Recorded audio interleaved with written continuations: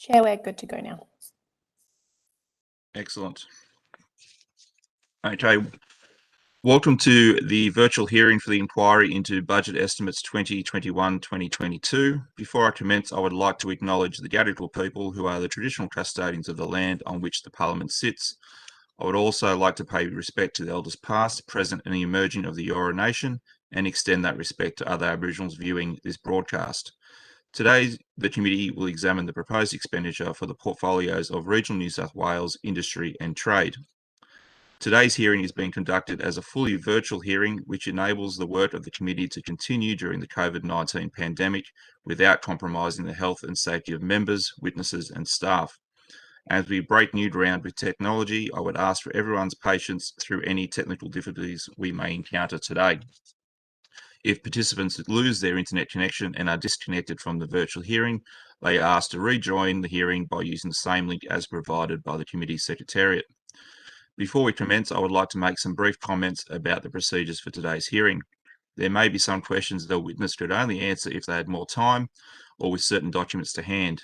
In these circumstances, witnesses are advised that they can take questions on notice and provide an answer within 21 days. All witnesses in budget estimates have a right to procedural fairness according to the procedural fairness resolution adopted by the House in 2018. Today's proceedings are being broadcast live from Parliament's YouTube channel and a transcript will be placed on the committee's website once it becomes available. Finally, a few notes on virtual hearing etiquette to minimise disruptions and assist our Hansard reporters. Can I ask committee members to clearly identify who questions are directed to, and could I ask everyone to please state their name when they begin speaking. Could everyone please mute their microphones when they are not speaking? Please remember to turn your microphones back on when you're getting ready to speak. If you start speaking while muted, please start your question or answer again so it can be recorded in the transcript. Members and witnesses should avoid speaking over each other so we can all be heard clearly. Also, to assist Hansard, may I remind members and witnesses to speak directly into the microphone and avoid making comments when your head is turned away. All witnesses will be sworn prior to giving evidence. First, starting with Mr. Barnes, could you please state your full name and position, title, and swear either an oath or affirmation from the cards that have been emailed to you by the Secretariat? Thank you, Chair. Gary John Barnes, Secretary of the Department of Regional New South Wales. I solemnly, sincerely and truly declare and affirm that the evidence now about to be given by me shall be the truth, the whole truth and nothing but the truth. Thank you. Mr. Hanson, could you please state your full name and position, title and swear either an oath or affirmation? Scott Hanson, Director General, New South Wales Department of Primary Industries. I swear that the evidence now about to be given by me shall be the truth, the whole truth, and nothing but the truth. So help me God. Thank you. Mr. Chowdhury? Anshul Sajan Chowdhury, this Chief Executive Officer of Forestry Corporation of New South Wales. I solemnly, sincerely, and truly declare and affirm that the evidence now about to be given by me shall be the truth, the whole truth, and nothing but the truth. Thank you. And Ms. Beattie? Gina Beattie, Deputy Secretary of Mining, Exploration and Geoscience in the Department of Regional New South Wales. I solemnly, sincerely and truly declare and affirm that the evidence now about to be given by me shall be the truth, the whole truth and nothing but the truth. Thank you. So today's hearing will be conducted from 9:30 a.m. to 11 a.m. and from 11:15 a.m. to 12:45 p.m. with questions from the opposition and crossbench members only. If required, an additional 15 minutes is allocated at the end of the hearing for government questions. As there is no provision for any witness to make an opening statement before the committee commences questioning, we will begin with questions from the opposition. And I believe it is Mr. Graham that will be going first. Great, thank you, Chair. John Graham with a question to Mr. Barnes. I wanted to ask about the Australian Clay Target Association grants. This was a controversial grant. It was described in a parliamentary note from your agency as being controversial for this reason, and I quote, during the 2020 ICAC investigation, it was stated that a company named Gateway International may have been paid a commission to facilitate a furniture buying trip to China for the Australian Clay Target Association. It was alleged during the ICAC investigation that Mr. Maguire was the silent director of Gateway International at the time. I might confirm, firstly, Mr. Barnes, that you're familiar with this project.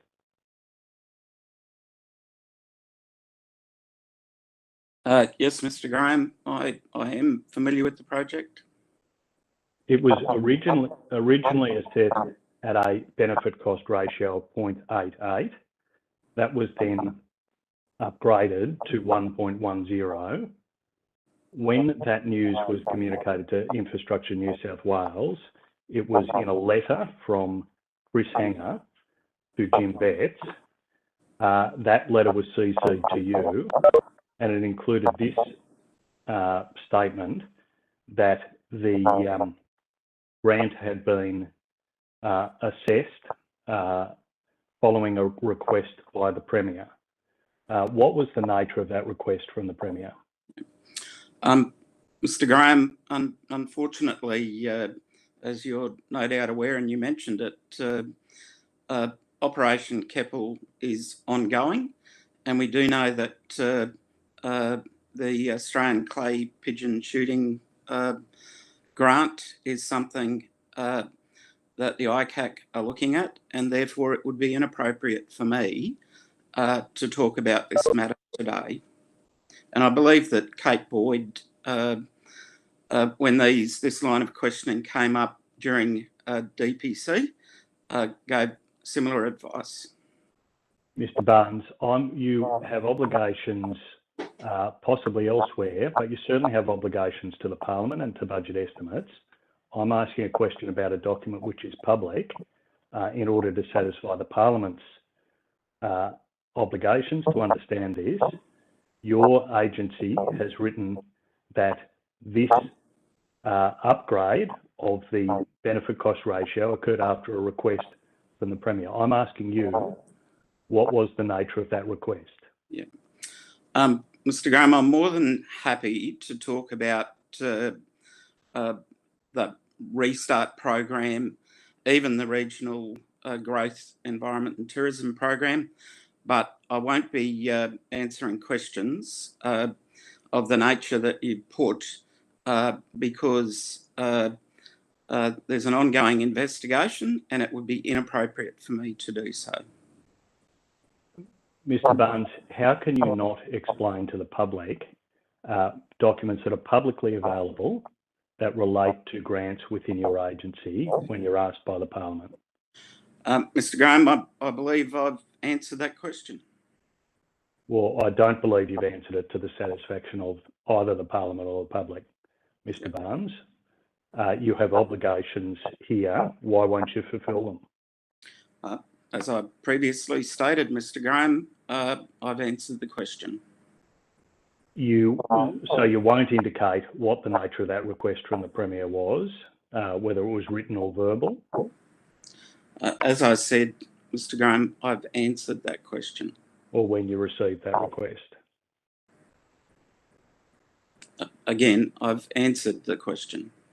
You would agree, though, Mr. Barnes, in relation to this project, that move in the benefit cost ratio from 0.88 to 1.10 was crucial to the progress of this project. It effectively moved it from a red light to a green light in the Infrastructure New South Wales funding process. Without that upgrade, that documents from your agency say was requested by the Premier, this project could not have proceeded with Infrastructure New South Wales funding. Do you agree with that? Mr. Graham, if you're talking about Restart projects, and this was captured under Restart, INSW are responsible for making sure that the 4 criteria that Restart projects have, and one of them is economic viability, are met. And then that's checked by the Treasury officials before a recommendation's made to the Minister responsible for Restart, and that's the Treasurer. My understanding around restart projects is that the convention is that a benefit cost ratio of 1 is preferred for restart projects. I'm sure that it's not legislated, but it has become custom in practice. But those decisions around the final assessment of any restart project should be directed to INSW. All right, thank you then for Mr. Barnes for that answer. On the 20th of June 2017, you wrote to the Deputy Chief of Staff in the Premier's office about this project. Just wanted to keep you in the loop, given the Premier's interest. Mr. Barnes, what was the Premier's interest in this program? Look, I've previously stated that I won't be answering questions of that nature, given that there's an ongoing investigation and this particular topic is on the public record as being a project of interest. Mr. Barnes, we know on the 7th of June 2017, you wrote to the Deputy Chief of Staff in the Premier's office, indicating that this grant would be discussed, in your words, later today. What was discussed? I've answered that question. Well, this is a separate email, but I take it you're giving the same answer. You're refusing to cooperate. Correct. In relation to this grant, on the 23rd of May 2017, you wrote and CC'd the Deputy Chief of Staff in the Premier's office to say this: the local member will be happy. That local member was Daryl Maguire, is that correct?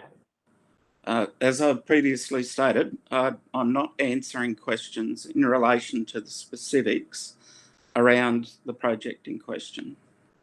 Mr. Barnes, these are public documents relating to a grant which has been very controversial. I don't understand how you can refuse to answer altogether in relation to these questions. So as I've stated, Mr. Graham, I'm more than happy to talk about broad conventions around grants administration. However, the advice I've received is that it would be inappropriate for me to engage in a conversation about the specifics of this particular project. Mr. Barnes, one of those public documents is this note held by your agency. It's titled Confidential Chronology of Decisions, Australian Clay Target Association. It was emailed to you on Wednesday, the 10th of March, 2021. It includes the timing and nature of the original approval in December 2016 by the Expenditure Review of Cabinet. It includes a note about the source of the funds from Regional Growth, Environment and Tourism Fund. And it also includes the information that this was subject to the finalisation of a satisfactory business case, noting that this can be approved by the Treasurer following Infrastructure New South Wales assurance processes. Now, eventually, Mr. Barnes, this project was approved by Treasurer Perrottet, but at the time, the Treasurer was Ms. Berejiklian.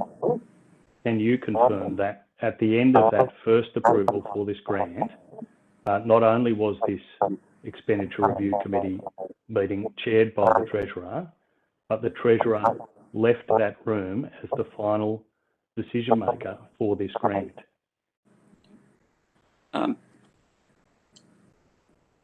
Again, Mr. Graham, I'm not prepared to answer those questions given the nature of the investigation that is currently ongoing, nor am I prepared to breach Cabinet confidentiality. Mr. Barnes, I'll ask you about the Regional Conservatorium of Music then. Yep. This project was due to have its business case finalised and expected at the first quarter of 2021. Has that been submitted? My understanding is that the Regional Conservatorium of Music Stage 1 which was an allocation of... I'm referring to stage 2. My understanding is that the business case for stage 2 has been finalised. Right. Thank you, Mr. Barnes. I'll hand to my colleague. Mr. Barnes, Mr. Hanson, you should have been provided with a couple of documents this morning. The 2 documents, both of which have been produced to Parliament by your department, Regional New South Wales. One is document 29 from the public return and one is document 38. Turning to the first document, it's an email from Cate Faehrmann Ward. Mr. Barnes, she's a Deputy Director General in your department, isn't she? Mr. Searle, Cate Faehrmann Ward is a Deputy Director General in the Department of Primary Industries. Right, and that's part of Regional New South Wales? Yes. Yeah. So this email from her says, we have been directed by the Deputy Premier to provide them, that is Monaro Farming Systems, $50,000 to provide certain services. They need to send us an invoice. I have nothing that I can send in terms of a schedule of work. You will need to keep it high level and vague. This email suggests that your Minister, the Deputy Premier, has just directed the conferral of a grant of money on a private company. What probity or tender arrangements were put in place around that? Yep. So that document was discovered as a part of a process through Standing Order 52. Yep. And I haven't got that document in front of me. Was it emailed this morning? It was. Okay, let me just check. Well, while you're reflecting on that, I might just start asking you some questions around the second document. It's an email dated 28 January 2021. Both the sender and recipient have had their names redacted. But what is significant in this document is it says, John Barilaro visited Monaro Systems and promised money for extension services. Cate LW has to provide $50,000. Monero will provide an invoice. Putting a contract in place gives the invoice legitimacy. There's some discussion about this looks like a grant. It looks like it's trying to avoid looking like a grant. And very much down the bottom, the author says this: I'm concerned about the nature of this agreement. I'm concerned about the ethics. Is it favouritism? Is it bribery? These 2 documents, Mr. Barnes, raise some very serious issues about the way in which the Deputy Premier has directed the department to provide money to a private company. Can you advise what legal advice or what probity advice you got around this arrangement? Yeah. So I'm aware of both of those documents and only became aware of both of them at the time when the call for documents happened. And those documents through Standing Order 52 go through my legal governance area. Mm-hmm. When they made me aware of those documents, I asked the head of governance and the head of my general counsel to undertake a fulsome investigation around the probity issues concerning the Monero farming systems. Just pausing there, Mr. Barnes. Roughly when did you do this? Was it before the return on 31 May to the Parliament, or was it after that date?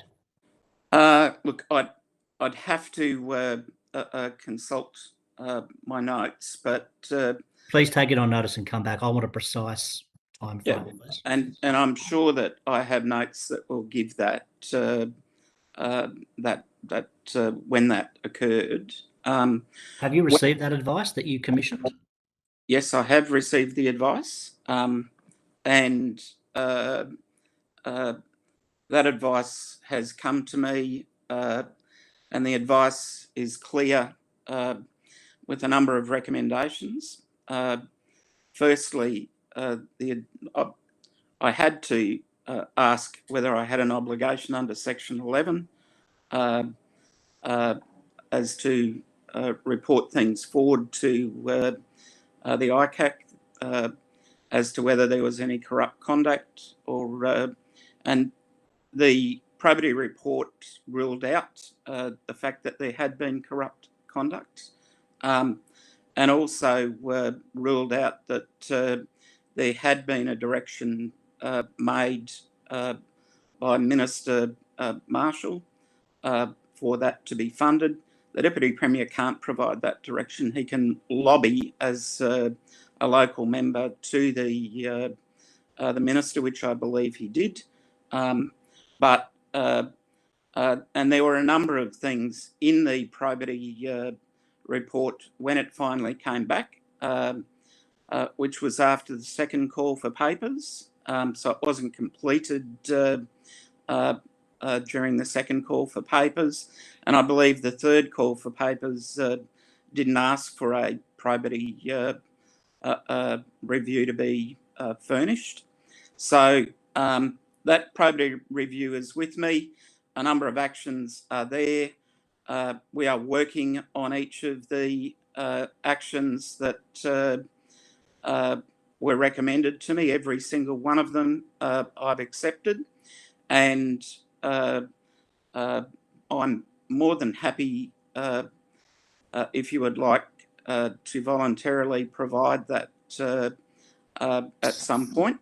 Yes, if you could table all probity advices you have that you are able to provide to us.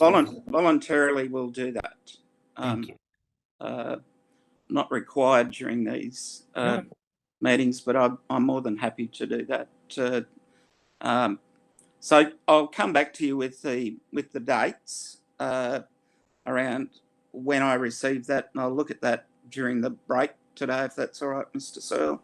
Of course. Okay. But these emails suggest that the Deputy Premier did not just lobby, but did purport to direct the allocation of a sizable amount of public money. Did the probity advice get into the details about that kind of conduct by your minister? My understanding is that it was a fulsome investigation. Well, Mr. Barnes, fulsome actually has a very important meaning, and it doesn't mean full or complete. It actually means dishonest and meretricious. So it was a thorough investigation, Mr. Searle, and all of the relevant people were interviewed during the process of that. But as I said, I'm more than happy to voluntarily provide the committee with a copy of that probity report on the basis that it's dealt with confidentially, and I can arrange for that to occur. Okay, thank you. In that investigation, so that's your probity advice. Your legal advice, was that separate advice that you sought and received?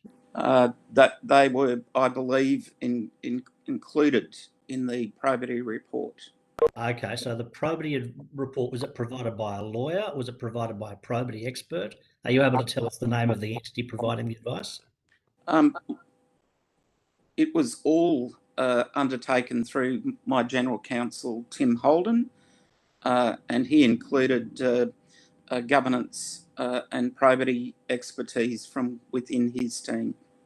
So it was his advice, was it? Ultimately, he made the recommendation through to me as the senior officer responsible for that team. And what findings did that advice furnish you with about the conduct of your minister? Because it sounds like the Deputy Premier was playing pretty fast and loose with his conduct, trying to direct the allocation of sizable amounts of public money to an outfit in his electorate. There was no suggestion that the Deputy Premier did anything other than lobby his colleague in support of an industry that has been engaged with the Department of Primary Industries and Local Land Services for a period of over 10 years. In fact, it's one of the reasons why getting all of the information back for the Standing Order 52 took so long, was that there were literally thousands and thousands of emails over a long period, because this group, and Mr. Hanson might be able to tell you more, has had an ongoing and long-standing relationship with both LLS and DPI for many, many years. My question time is up. I may return to this subsequently. Okay. Thank you, Mr. Field. Your turn. Thank you, Chair. And Chair, for your benefit, I may have a break-in by a 5-year-old at any point, and so I might need to hand over temporarily to another crossbench member. We'll see how we go. Mr. Barnes, this question is for you to start with, and thank you for your appearance here today. Is the Deputy Premier using any Department of Regional New South Wales resources in his defamation case against Jordan Shanks? No, he's not. He, from time to time, will ask his department to produce documents and the like, but no, we're not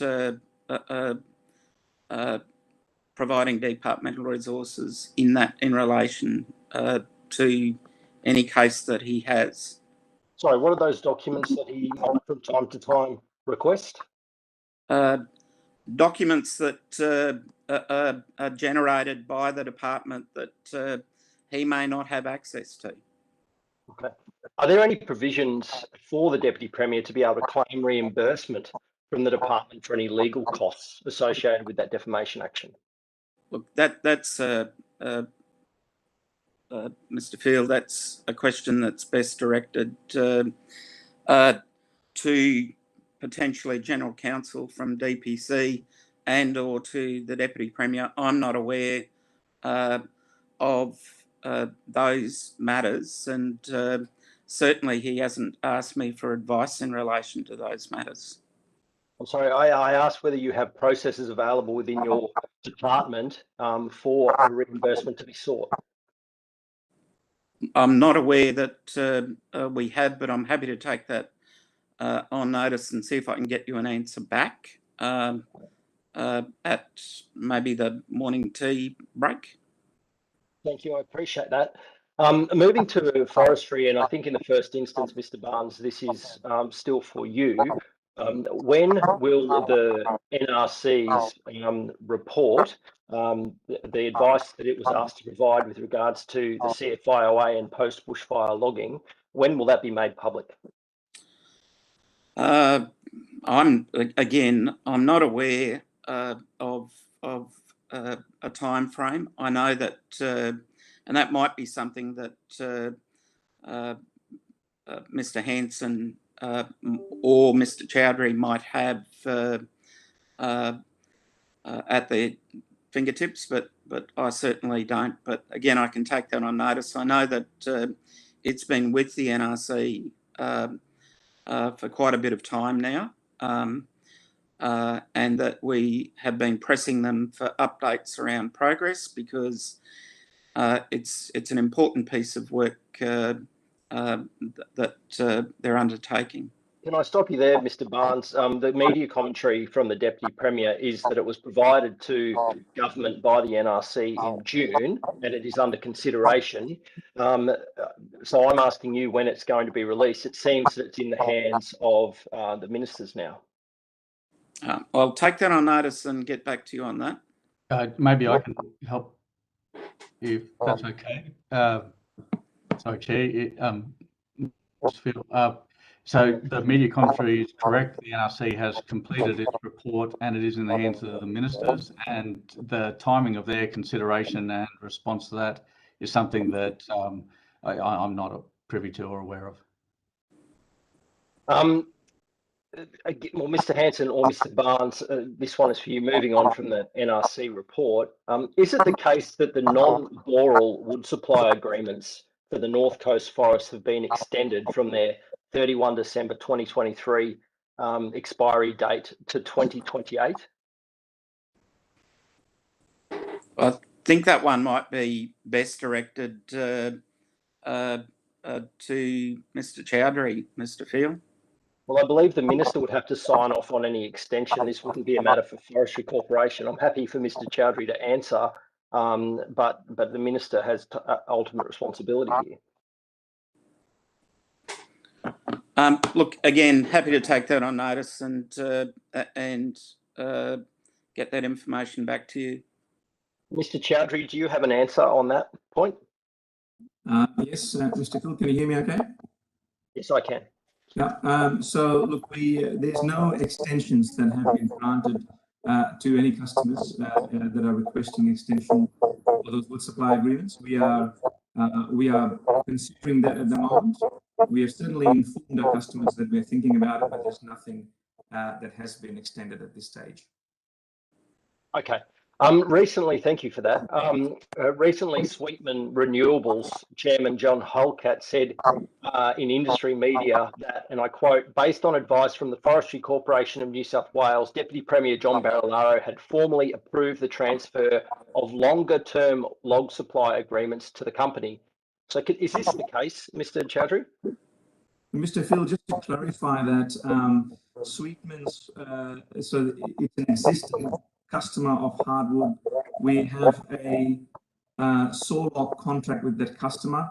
That customer's changed ownership, so there's a new customer that's bought them and using the same or part of the same name, and the assignment is of the saw log contract to the new customer. So has that assignment been made now? I understand. I believe it has. It seems to me that there's been no finalisation of the purchase of the sawmill. Could you confirm on notice if that assignment has actually been made? I can take that notice and check that for you. Thank you very much. Mr. Barnes, this is a question for Mr. Barnes in the first instance, and then I might ask Mr. Hanson and Mr. Chowdhury as well. Have you had any meetings with Richard Poole in the last 12 months? Not that I can recall. Who is Richard Poole? He's the CEO of Verdant Earth Technologies. Certainly, it's not a name that rings a bell. Again, I'm happy to take that on notice and could quickly turn that around, but as far as I understand, I have not. Also, if you could investigate if you'd had meetings with Mr. Tim Summers or Mr. Sean Nayland from Liberty Energy Capital in the last 12 months. And Mr. Chowdhury and Mr. Hanson, if you'd be prepared to take that on notice as well, I'd appreciate that. So, okay. I haven't met with any of those people. If you just mentioned. No, okay. Same here. I haven't met with them, but I can check that and confirm.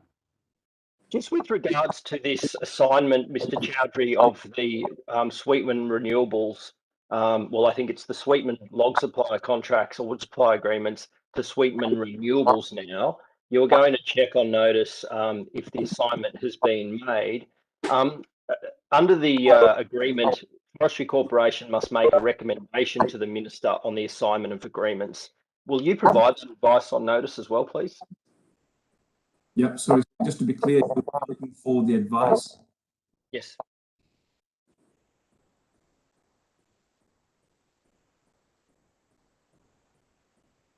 Sorry, Mr. Chowdhury, did you hear that?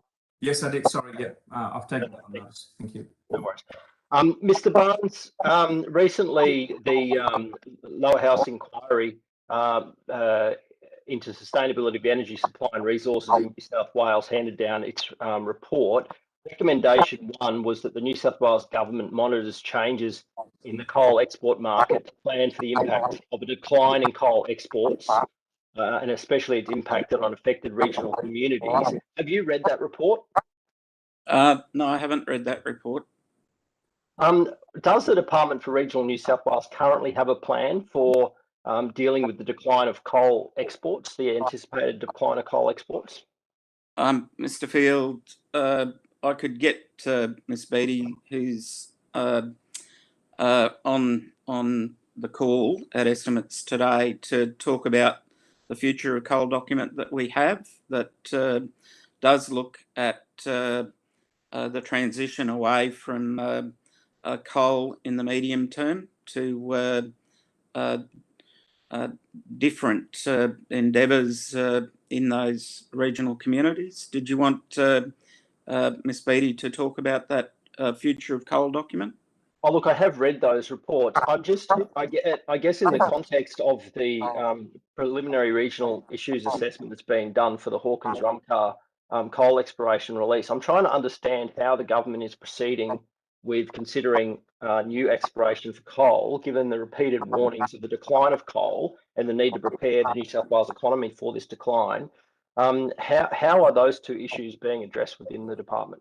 Yeah, I might pass over to the head of our mining exploration geoscience, Georgina Beattie. Good morning, Mr. Field. The Future of Coal statement was released last year, and as part of that, we did some modelling about the future demand for coal.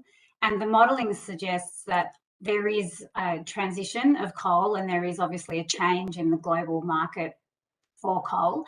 But in the medium term, it suggests that the demand for New South Wales exported coal should continue to be stable, noting that there's a change in those markets, so particularly an increase in Southeast Asian markets and continuing a strong demand from Japan. In terms of new areas for exploration, that's all covered under our strategic release framework. And that means there's a map that's related to that future of coal statement, which has areas identified that could be considered for future release for coal exploration, as well as any expansions of existing operations. So that statement really has a balanced approach to make sure that coal mining and future exploration only occurs in the areas that have gone through that strategic release framework. Thank you. My time's expired, but I might have some questions on notice on that point. Thanks, Ms. Beattie. Thank you, Chair. Thank you. Ms. Hurst. Thank you, Chair. I've just got some questions for Mr. Barnes. I'd like to ask a couple of questions about the SO52 animal research that was passed on the 12th of May, which still remains outstanding from the Department of Regional New South Wales. I know that obviously lockdowns, have led to delays on most SO52s, and we obviously want to ensure that everything's done in a COVID-safe way. However, my understanding is that while there's been delays across the board, that there has been a lot of SO52s returned to the clerk every week. But this particular one on animal research is significantly delayed, far more than all the other SO52s. And I just want to ask if you could explain why this particular SO52 is so extremely delayed. Thanks for that, Ms. Hurst. One of the reasons for that Standing Order 52, and maybe Mr. Hanson in a minute can talk more about it, but the date range of the request for that standing order was from the 1st of January 2016, which is 5.5 years ago. There have been multiple iterations of email systems that we used across, I think, 5 different MOG clusters. And as a smaller agency, all of our searches are outsourced to DPI. So DPI provide, or the Department of Planning, Industry and the Environment provide all of our back office services. And they would have been doing that in the context of their own searches. We do know that the request also included all documents. So there were literally tens of thousands of documents that had to be not only gathered, but then looked at. And So I can assure you that, generally speaking, we haven't treated this standing order any differently to any other one. We've had 24 standing order 52s to date. This in the last 12 months, like approximately 4,000 staff hours have gone into it. Sorry, for this particular SO52 or across all those? No, across the board. You like in recent times, your standing order 52s, which there are 4 of them, make up about 50% of the impacts. And mainly because of the broad scope and the extensive timescales. And it is just, it's a logistical exercise that we take very seriously and work our way through and make sure that we go through all of the documents and redact things as appropriate. For example, the one that we talked about previously with Mr. Graham, on the Monero farming systems, there are 125,000 emails that we had to go through and Mr. Barnes, is there a priority process that's done at all for the SO52s? How do you work out which ones to get through first? Look, I'd have to take that on notice. I'm not aware. They just my understanding is that they work through them as they come in and try and meet the deadlines that have been determined. And of course, but my understanding is that in preparation for budget estimates, we went back and looked at all of the standing order 52s, and I think that standing order 52 is close now. Okay. But again, I'm happy to take some advice from the governance area and get that time frame to you. So you're not confident that it's, so I think the letter on your letter on the 17th of September said that it would be the 1st of September. Is that still on track to be produced by then? I'll take that on notice and make sure that that's the case and let you know immediately following the morning tea break. Okay. Thank you, Mr. Barnes. Sorry, I might be able to shortcut that if that's okay. Yeah. Yeah, because the first tranche which was delivered, which you would have got a hold of, obviously has gone through. The second tranche, it was actually forwarded to DPC on Friday. Okay. For presentation. Okay, so that'll be coming ASAP. That's right. Fantastic. Thank you, Mr. Hanson. On March 2021, the Environment Protection Agency issued a penalty notice to the New South Wales Forestry Corporation after it was found that New South Wales Forestry didn't properly take into account records of the critically endangered swift parrot and its habitat. What corrective actions been taken by New South Wales Forestry to ensure that this type of error doesn't happen again? Thank you, Ms. Hurst. I can take that question. So look, just to give you an overview there, our understanding is particularly with swift parrots, that they are a species, it's a migratory species which basically come from Tasmania and they travel all the way up to the eastern seaboard, up to Queensland and then across into South Australia. And the available habitat is actually quite substantial. And they're found not obviously therefore in the state forest and in other land tenures as well. Our forestry operations are fully compliant with the approved rule set, which is the Coastal IFOA, the Integrated Forestry Operations Approval. That carries with it hundreds of prescriptions that require the identification of various types of threatened and vulnerable species and habitat. And so just bearing that in mind, what we are doing specifically for with swift parrots We're involved in annual coordinated Swift Parrot surveys. We are also a participant of the NRC working groups that are developing monitoring programs specifically for Swift Parrots. I understand the NRC is working to develop those monitoring programs specifically for Swift Parrots, and in line with our adaptive management principles, data from these monitoring programs will be used continually to assess the effectiveness and of conditions and to inform future management of Swift Parrots.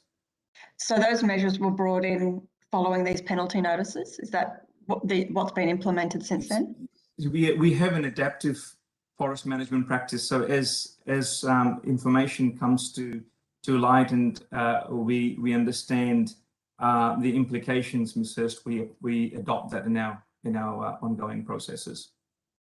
Okay. It was also reported that a community of homeless people were camping in state forests in New South Wales in the mid-north coast and have been told to move out ASAP, or otherwise their belongings and homes will be seized by the police because they've outstayed the Forestry New South Wales limit of a 4-week stay. Why did Forestry New South Wales take this action? And given the current pandemic, as well as many people who are still rebuilding after bushfires, was any leniency given to these people during this time? Absolutely. In fact, this is quite a unique situation, and it's really disturbing and concerning to see that people are finding themselves to camp in the forest for a prolonged period of time. Look, Forestry Corporation has been quite compassionate in this space. As you know, we do provide free camping areas in the state forest. Our regulations clearly state it's for a 4-week period because we have to provide access and equal access to all public users of our state forest. But we do understand that people may be experiencing hardship, particularly in the current environment. And so we're doing our best here to engage with compassion by permitting extended stays of those campers facing those difficulties. And we are also trying to work with some other groups that are, some other charitable groups that we can get them connected with these people to find a more long-term suitable accommodation. I mean, this accommodation obviously in the forest, it would not be, you would not want that to be prolonged for any long periods of time. So that's something that we are trying to get those campers connected with with those charitable organisations. Thank you, Mr. Searle. Thank you.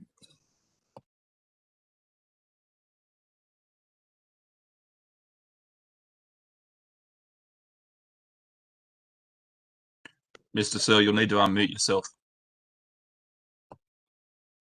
Sorry, technology let me down. Mr. Barnes, I want to ask some questions about the resources regulator, which I think your department administers, and the natural resources access regulator, I think, which is administered by DPI. The two agencies are quite similar sized, but the natural resources access regulator in DPI seems to be conducting far more activities and enforcement actions within its parameters than your resources regulator. So, for example, in the 1920 financial year, both regulators received about 2,000 complaints. The NRA conducted 1,367 investigations and nearly 500 enforcement actions, whereas the resources regulator conducted something like 60% fewer enforcement actions. Can you step us through why the resources regulator is underperforming compared to the comparator regulator? Yeah. Thank you for the question, Mr. Searle, and I might flick in a moment to Georgina Beattie because the resources regulator sits within her area. I think it probably is unfair to compare the two regulators against one another. I think a fairer comparison would be resources regulators from other jurisdictions, and that typically might allow for some solid comparative data. The resources regulator has a very strong reputation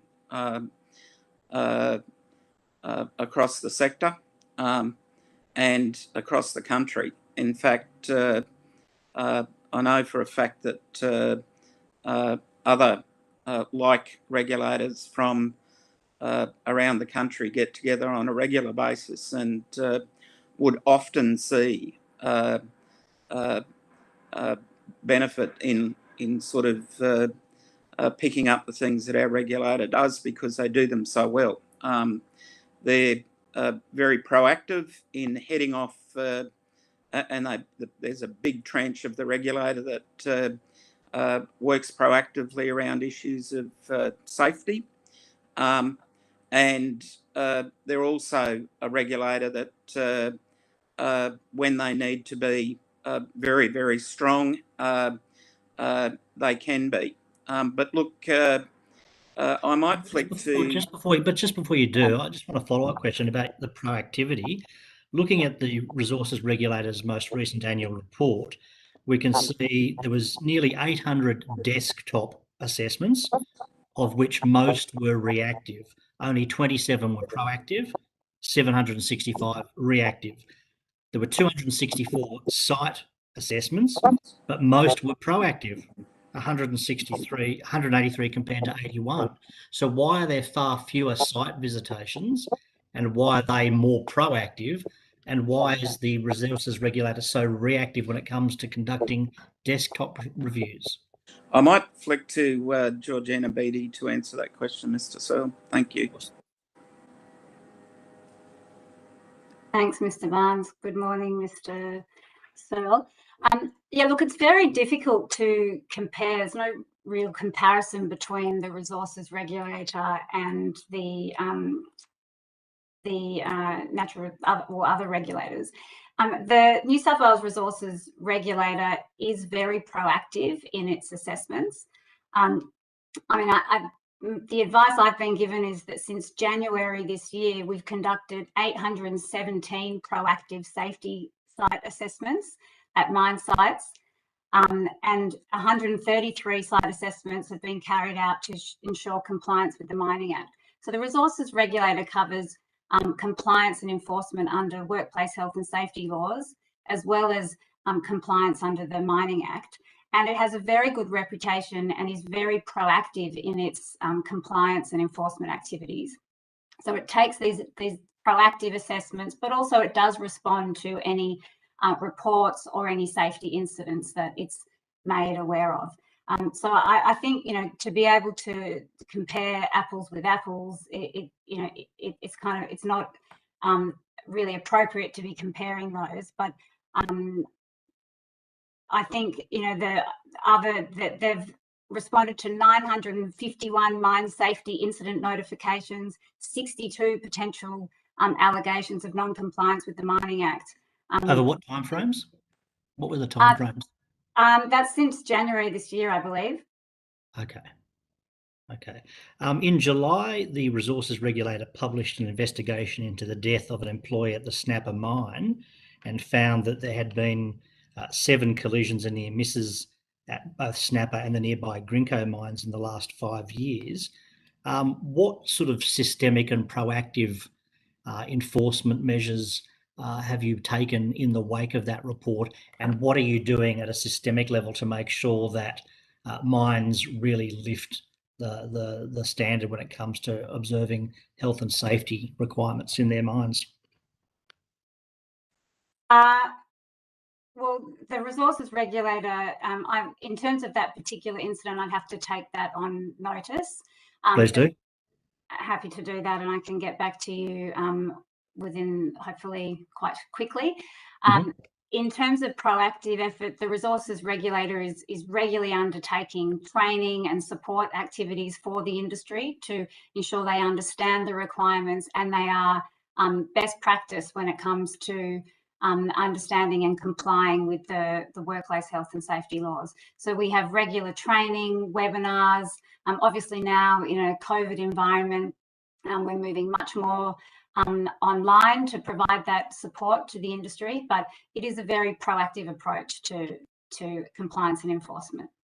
But just to be clear, in the wake of that report, the regulator hasn't done anything specific to lift the standard of health and safety enforcement in the industry beyond what it was already doing. I think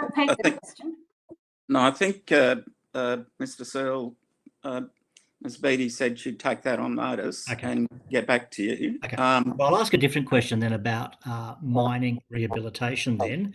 Mr. Barnes, you'd be familiar with the 2017 Auditor General's report about mining rehabilitation security deposits. And I think in March of this year, estimates heard that the department now holds something like $3.3 billion in safety deposits to sort of rehabilitate mines at the end of life.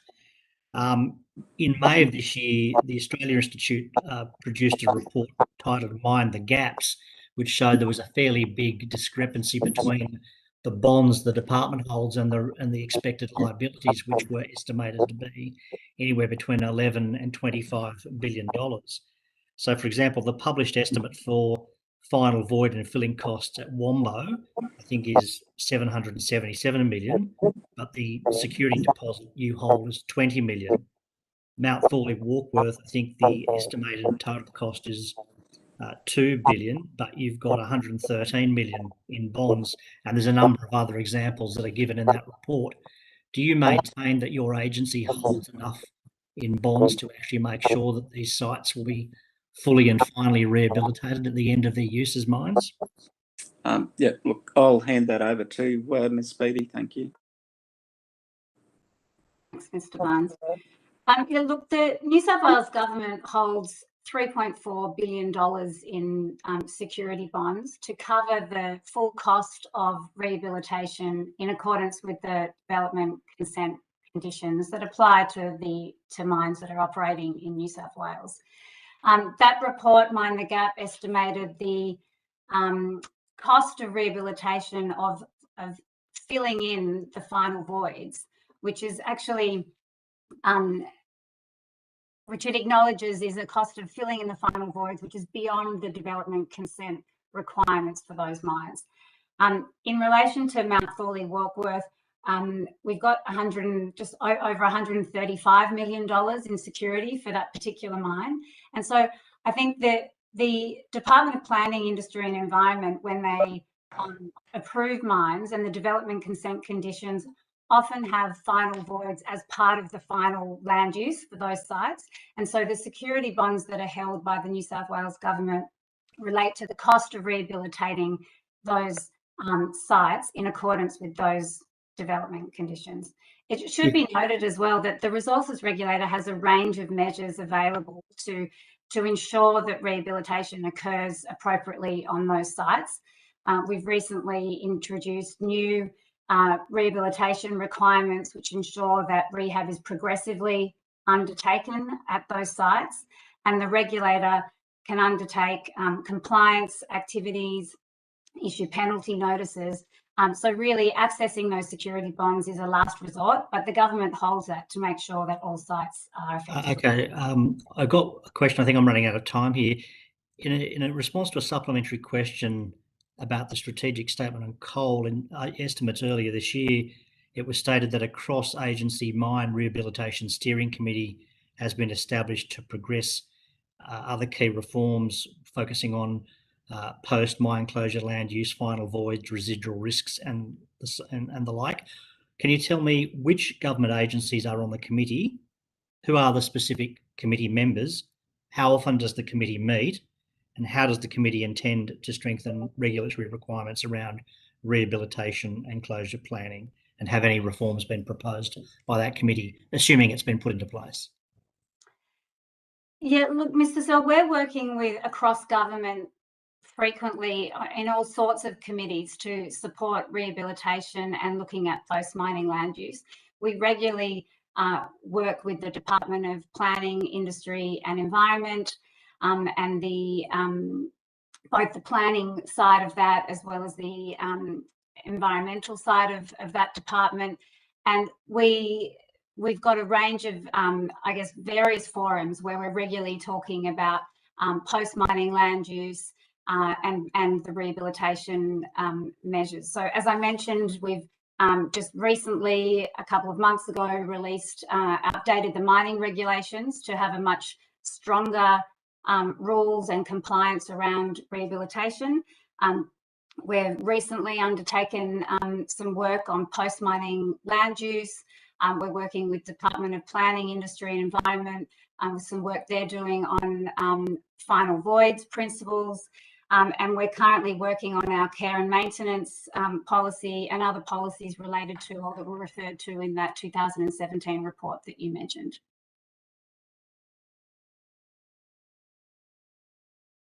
Thank you.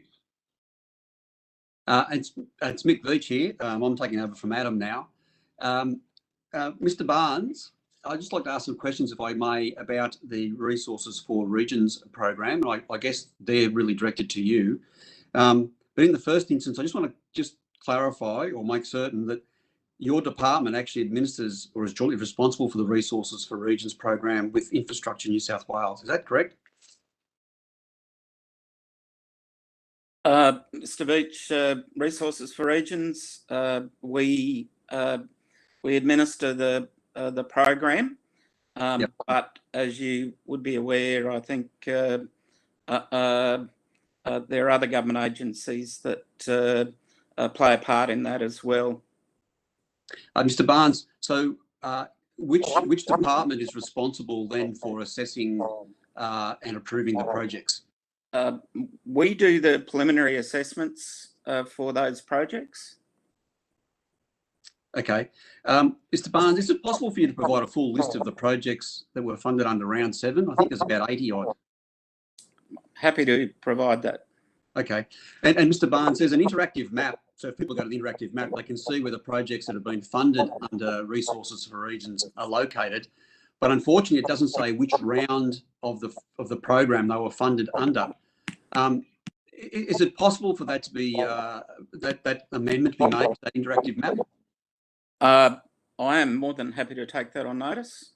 Okay, that would be good. I just think it would assist people in working out when these projects were funded and how. So, Mr. Barnes, how many applications were actually received under round 7 of Resources for Regions? Do you know? My understanding in round 7 was that there were 84 projects were announced. I'm not sure how many projects were brought forward, but 84 projects under round 7 totaling $50 million, with all 24 eligible LGAs receiving their entire funding allocation. So I'd imagine there might have been a touch more than the 84, but as you know, Resources for Regions has changed from being, a statewide beauty contest to being an allocation of money per LGA based on the mining impactedness in those communities, which has been welcomed by those LGAs because it gives them certainty, and then they can work on the projects that they really want. And I'm pretty sure that we also, following feedback from the community and councils, have been doing a different form of economic benefit in the assessment process, because the BCR process made it quite difficult to get some of the community initiated projects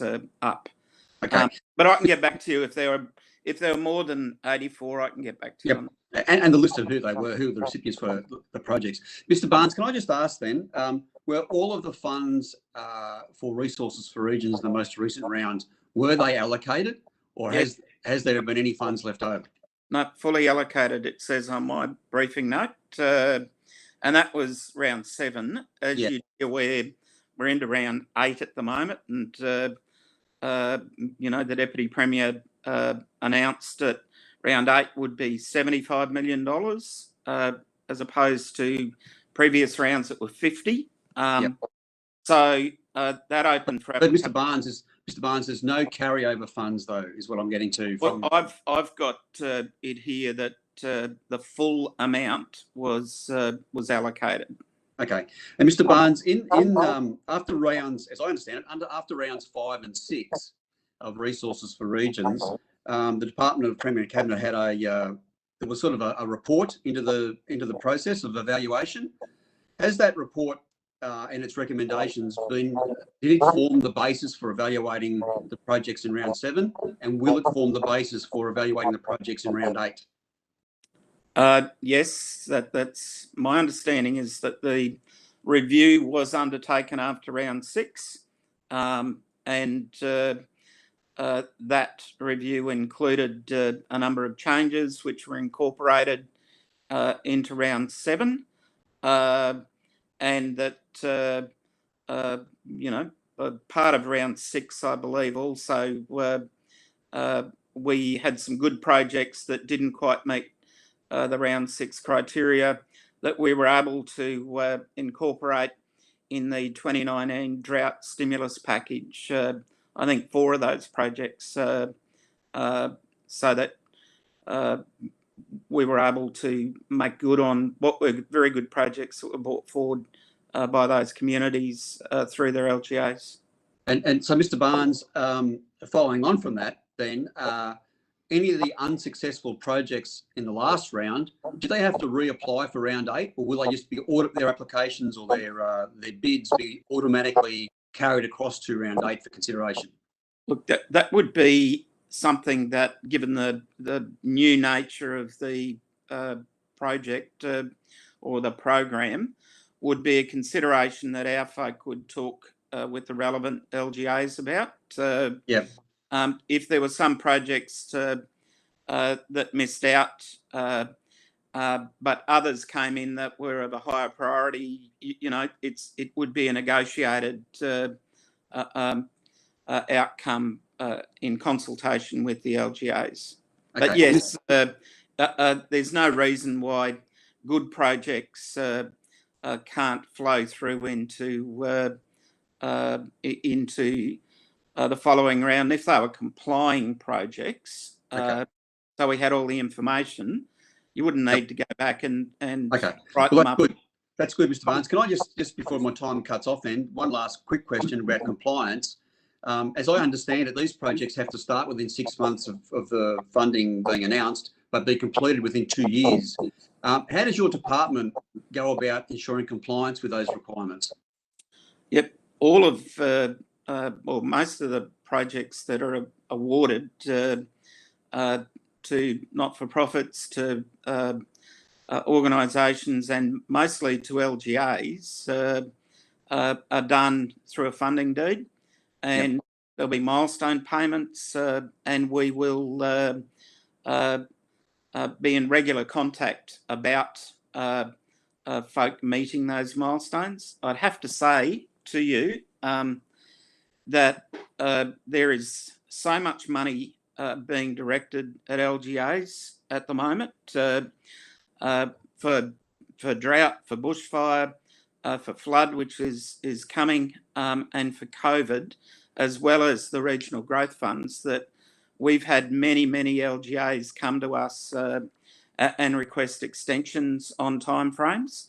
And where we can, we're very accommodating around that. We understand that they're struggling with project management at the moment, and we've been giving them access to public works advisory, and that's particularly evident with some of the smaller councils. But we're very mindful of the fact that we want the projects to be delivered, but that we're okay in working alongside of our local government authorities to make sure that they can do that in a way that works for them. Thank you, Mr. Barnes. My time has expired, and I'll hand over to the crossbench. Thank you. It's the chair here. My questions are to Mr. Barnes initially. When did your department begin work on the future of use statement? Look, I might just pass that one over, Chair, to Miss Beattie, who heads up that and led that work. Thanks, Miss Beattie. Thanks, Mr. Barnes. So the future of gas statement, in October last year, the government released opportunities for gas in October, and as part of that, we committed to a future of gas statement, which would be released in the middle of 2021. So we pretty much started work on that soon after that, October last year.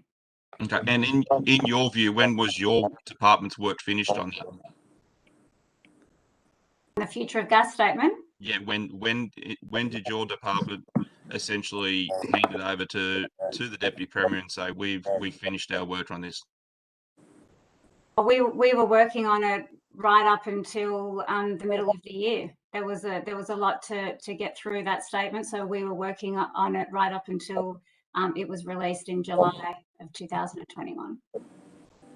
Okay. Did the Deputy Premier ask you to assist in a submission to the inquiry of the Petroleum Onshore Amendment, cancellation of Zombie Petroleum Exploration Licence Bill, and the Coal and Gas Legislation Amendment, Liverpool Plains Prohibition Bill? I believe we put in a submission to those inquiries. Yes, the committee received an email on the 1st of July from a Miss Harriet White from your department declining the invitation to attend the hearing, and then we received another set of correspondence requesting an extension to put in that submission. Did the Deputy Premier ask you to put in that? Did the Deputy Premier ask you to ask for an extension, or did you do that on your own accord? No, I made that call, Mr. Banasiak. So, Mr. Barnes, my question is to you: why did you make that call? It was a logistical decision that I made. We just couldn't get people at short notice to that hearing. We were more than happy to provide a submission, a comprehensive submission, but it was just logistical. I was not asked by anyone in the Deputy Premier's office to not send a representative to that. No, I'm going to have to stop you there. My question was, did the Deputy Premier ask you to seek an extension on putting in your submission, or was that your decision, Mr. Barnes? No, that was my decision. What did you base that decision on? It was logistical and workload. And I went to my people and asked them if they could meet the timeframes, and they suggested that if they were forced to meet the timeframe, that the quality of the submission would not be of a sufficient nature to do it justice. So we asked for an extension. I'm happy to jump in here as well. The original request for a submission actually went to the Department of Planning, Industry and Environment rather than to the Department of Regional New South Wales. So by the time we got the invitation, it was a little bit late. And as Mr. Barnes said, the logistics of having to prepare a submission to a parliamentary inquiry means it needs to go through various approval processes, and that takes some time, and there are set timeframes set by the Department of Premier and Cabinet. So that was also a reason why the timing.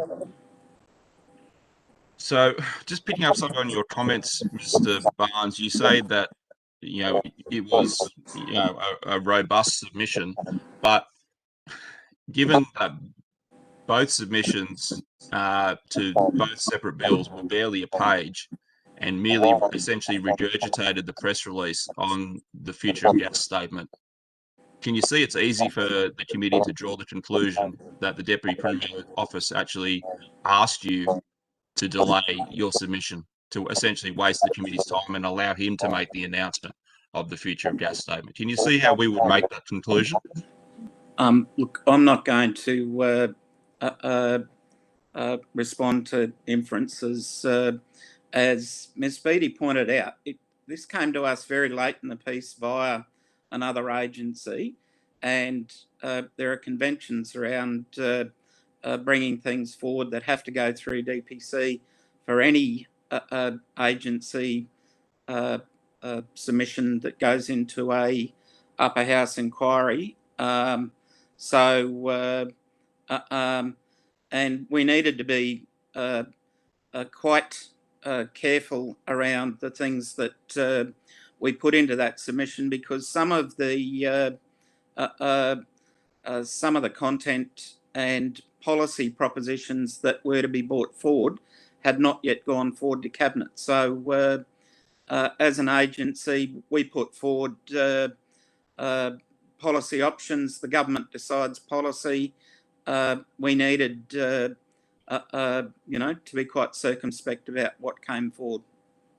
When did you, picking up on that comment about the timeframes, when did you finish the submission, and then when did you hand it up to DPC for their approval? I have to take that on notice. Thank you. I might now, with those questions being taken on notice, I'll pass to Mr. Shoebridge. Ms. Boyd's going to have first go at this round. Okay, thank you. Thanks very much. So just quickly, and good morning to everybody. I wanted to ask some questions of you, Ms. Beattie, before you leave us this morning. I just wanted to pick up on some questions that Mr. Field was asking earlier in relation to the Hawkins and Rumker areas being released for exploration. I understand your answer in relation to the declining market for thermal coal, but identifying that there is still a market for thermal coal export. However, given that just over, I think it's only half of all approved coal extraction in Hunter is currently being used, why would we be approving more coal mines instead of looking to the excess capacity already existing in those approved mines? Thanks for the question, and good morning, Ms. Boyd. Look, the Hawkins-Rumker area is one of the areas that was identified in the Future of Coal statement, which was released last year. And as you mentioned, the Department of Planning, Industry and Environment has recently been, or is undertaking, a preliminary regional issues assessment of that area. And that's to consider the area for potential release for future exploration. So this is just for exploration. It is not related to mining. And should the government decide to release the area for exploration, there's a very long process in terms of a public tender, and then exploration, which takes many years. And then, of course, to move forward to any actual mine, it would need to go through the full assessment under the Environmental Planning and Assessment Act. So I think it's many, many years away if any mine would be to be considered in that area. And so, as I mentioned earlier, the Future of Coal statement talks about sustained demand in the medium term for coal, and really the assessment of that Hawkins-Rumker area is very preliminary, just to determine the suitability for that site for exploration. Thank you, Ms. Beattie. I understand that process, and I understand that this is really at the very beginning, and it may take many, many years. However, opening or suggesting that this area be open for exploration obviously has a huge impact on the local community, on house prices, on future plans. Given that we already have a huge amount of capacity in the existing Hunter Valley thermal mines, why would the department be suggesting that a whole new area be opened up for exploration and potential mining many, many years in the future, when we know that the demand for thermal coal is declining, and the impact that has on the community? Look, the department's not suggesting that area be opened up. At this stage, that preliminary regional issues assessment undertaken by the Department of Planning, Industry and Environment is looking at the opportunities and constraints, both economic, environment and social. And I understand that is the community has been, engaged. The community consultation closed a few weeks ago, but I think this process, if anything, will give greater certainty to that community once that process is complete. So the preliminary regional issues assessment, when it's complete, will be handed to the advisory body on strategic release, which will then make recommendations to the Deputy Premier and the government. Thank you. We might have to respectfully disagree with each other on that. I will put some more questions in on supplementary questions, but I'll hand over to my colleague, David Shoebridge. Thank you. Thanks, Ms. Wood. Thanks, Chair. It's nice to see you all here today. Mr. Chowdhury, my first question might go to you. As a state-owned corporation, you're obliged to approach your operations with a commercial eye. Is that right? Yes, Mr. Shoebridge, good morning. That's part of our objective, is to apply a commercial focus as well. Yeah, thanks, Mr. Chowdhury. There's a bit of feedback. I think some people are probably not on mute.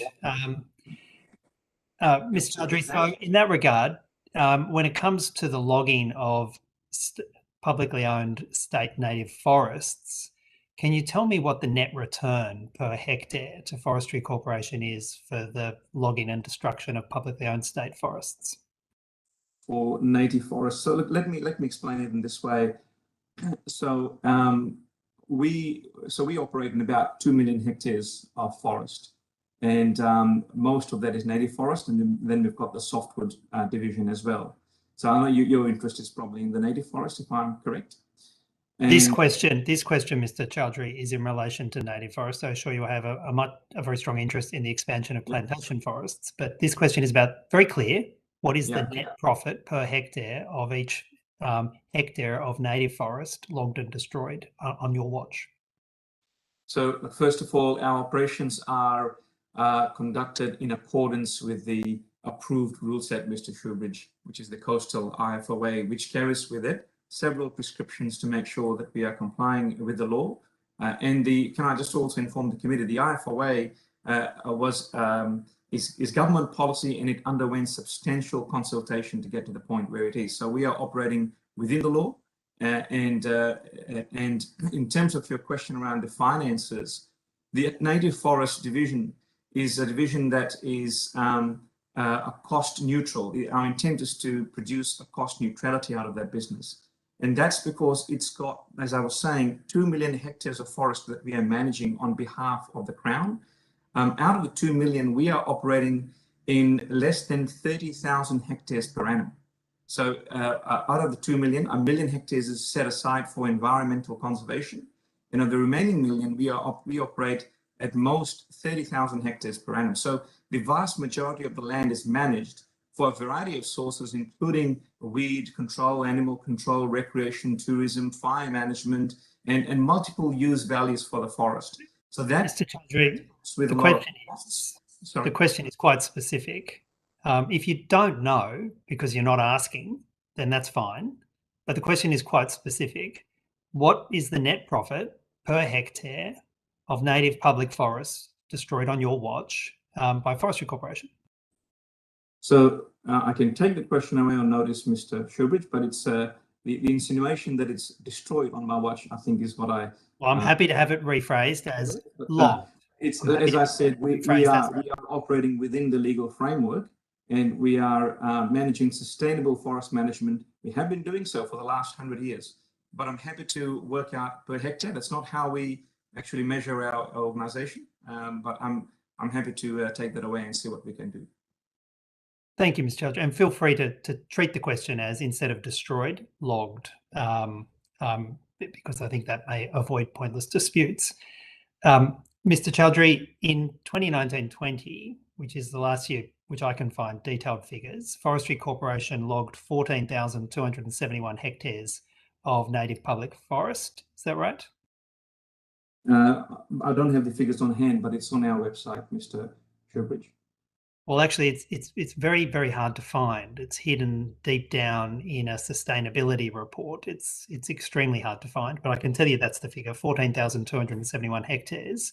And the net profit for that division was some $400,000. Now, when we do the calculations, that works out at a net profit, in inverted commas, of about 20 cents per tree. Do you think that's at all justifiable, the destruction of 50, 60, 80-year-old trees for a net 20% return? So look, there's a couple of things there. First of all, I think that sort of analysis may be a bit misleading because we don't clear hectares. There's no clear falling that goes on in native forests. We do what we call selective tree harvesting. And by that, what I mean is that in a forest, you would select a number of trees, but the majority of the trees would remain. And so that opens up the canopy and allows regeneration to occur in the forest. So to apply that sort of analysis that you've just described, can be misleading because it doesn't take into account the fact that we are only harvesting a few trees, not the whole hectare. Mr. Chowdhury, you know it's plainly wrong to say that when forestry does what you term selective harvesting, that a majority of trees remain. That is plainly wrong, isn't it? That's just, you've got to be careful about the evidence you give to the committee, and that is plainly wrong. I'm sorry, Mr. Shoebridge, we don't clear fall native forest. We selectively harvest. So it's not clear falling. I'm not sure why you're saying it's plainly wrong. Mr. Chowdhury, you leave a very small proportion of the trees. For example, if there are about 156 trees per hectare, under your basic operations, about 140 would be logged using selective logging. It is not true to say that the majority of trees are left after a logging operation. Mr. Chowdhury, I'm giving you the opportunity to correct the record here. Mr. Shoebridge, if you've got a specific example like that, if you can give me the specific forest, I can take a look in that. In fact, I think my recollection is that in most of the operations we have 50% of the area set aside. So I'm happy to take your specific example away and take a look at that, but it's certainly not majority as you're describing it. That's my understanding. Well, Mr. Chowdhury, have you been into a forest that has been logged on your watch? I have. You seriously, let me finish. Are you seriously telling me that those open patches of bare dirt and broken trees in any way represent a majority of the trees being left behind? Because I've been in plenty of them, and I can tell you, Mr. Chowdhury, what you're telling this committee has no resonance in reality, does it? Well, Mr. Shoebridge, I've been in many forests as well. I've been in forest that has been logged immediately. I've been in forest that has been regenerated over time as well. And like I said, if you've got specific examples, I'm happy to take them away and take a look at them. But we don't clear. I'll give you examples. Every single forest, state forest that's been logged by Forestry Corporation in the last 10 years that I've been out and about in those forests, they're the examples. That it is plainly untrue to say that the majority of trees are left. And you know that's untrue, Mr. Chowdhury, and I'm giving you the opportunity to correct your evidence. Mr. Shoebridge, we have been operating in native forest for over 100 years. It's sustainable, renewable forests. We do selective harvesting, and the forest generates and regenerates, and we continue going back to the same forest and harvesting. Mr. Chowdhury, how many current investigations are you aware of that the EPA has into forestry operations, ones that haven't yet been completed? How many have you been alerted to? Mr. Shoebridge, there are a number of investigations at any time the EPA would have going on. It's part of our checks and balances process. I don't have the exact number on hand right now, but I'm happy to get that for you. But Mr. Chowdhury, is it a policy of Forestry Corporation to have a conversion of mixed native forest into plantation? No, we are not converting any native forest into plantations. Well, what about Wild Cattle Creek State Forest or Conglomerate State Forest? Is Forestry Corporation engaging in a conversion of those state forests to plantations? No, we're not. And look, there are forests that have both native forest and plantations coexisting or neighboring, but we are not expanding any native forest into plantations. Plantations estate are managed under a separate regulation. It's authorized under the plantation reforestation regulation, and native forest, as you know, is under the coastal IFOA. Are you direct drilling blackbutt into those state forests following harvesting operations? And I'm asking you specifically about Wild Cattle Creek and Conglomerate State Forest. Are you direct drilling blackbutt into those forests following the most recent logging operations there. Sorry, when you say direct drilling, you just might have to explain what you mean by that, please. Are you planting blackbutt following the harvesting operations? In which particular, in the Wild Cattle Creek forest? And conglomerate.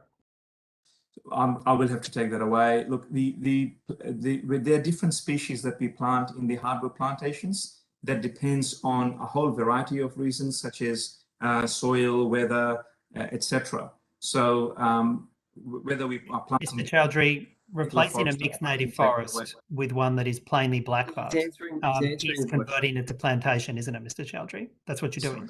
Mr. Shubert, you got cut off there. Can you repeat that question for me? Mr. Chowdhury, converting a mixed native forest to one that is overwhelmingly blackbutt through selectively replacing it with blackbutt is a conversion to plantation, Mr. Chowdhury. You know that's happening. Can you tell me how many forests it's happening in?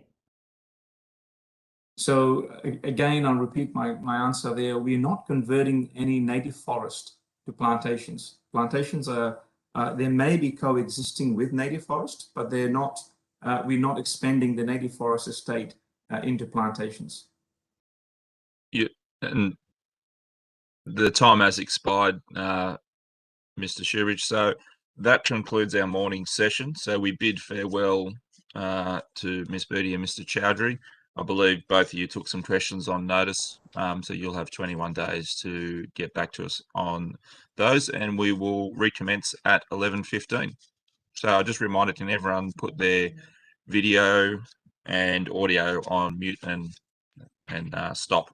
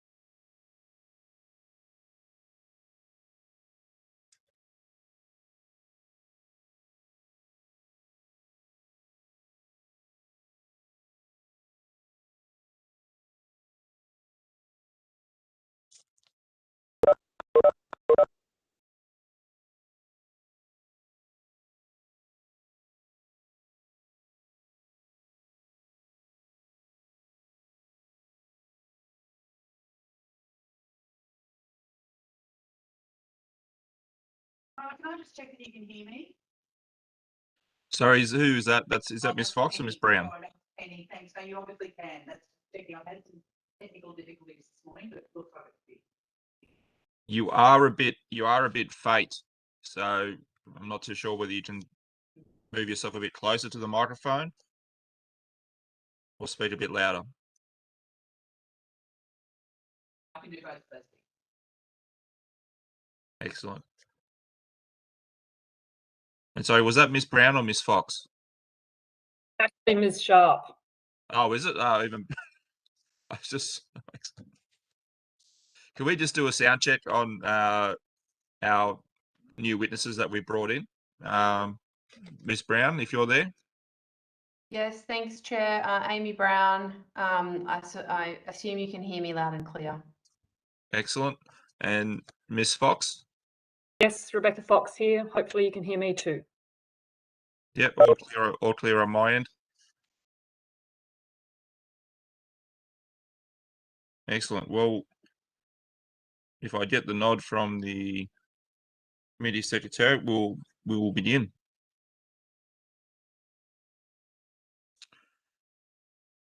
Excellent. So we now begin our afternoon or our second part of the session today. We now have Miss Brown and Miss Fox joining us. Starting with Miss Brown, could you please state your full name and position title and swear either an oath or affirmation? Certainly. Amy Louise Brown, Chief Executive Officer of Investment New South Wales. I swear that the evidence now about to be given by me shall be the truth, the whole truth, and nothing but the truth. So help me God. Thank you. Now, Miss Fox, could you state your full name, position, title, and swear either an oath or an affirmation? Yes, thank you. Rebecca Jane Fox. I'm the Deputy Secretary of Regional Precincts in the Department of Regional New South Wales. I solemnly, sincerely and truly declare and affirm that the evidence now about to be given by me shall be the truth, the whole truth, and nothing but the truth. Thank you. We'll now pass over to opposition, and I believe Mr. Searle has some questions first. Yeah, just one question, Mr. Chair, and I think this is to Mr. Barnes.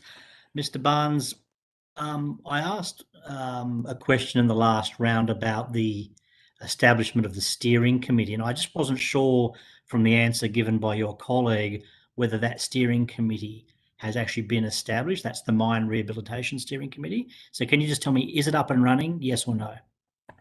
Mr. Searle, I'll need to take that on notice, and I'll try and find that out during the course of the next couple of hours and get back to you.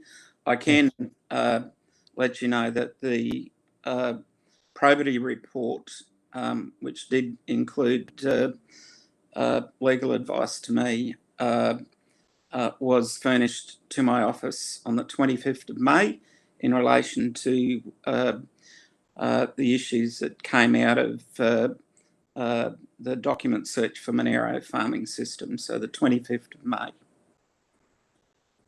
Thank you, Mr. Barnes. And if Mr. Veitch is there as well, I can confirm that the review into resources for regions is published on the website, and I will, so it's publicly available, and I will send him a link from my office so that he's got access to that as well.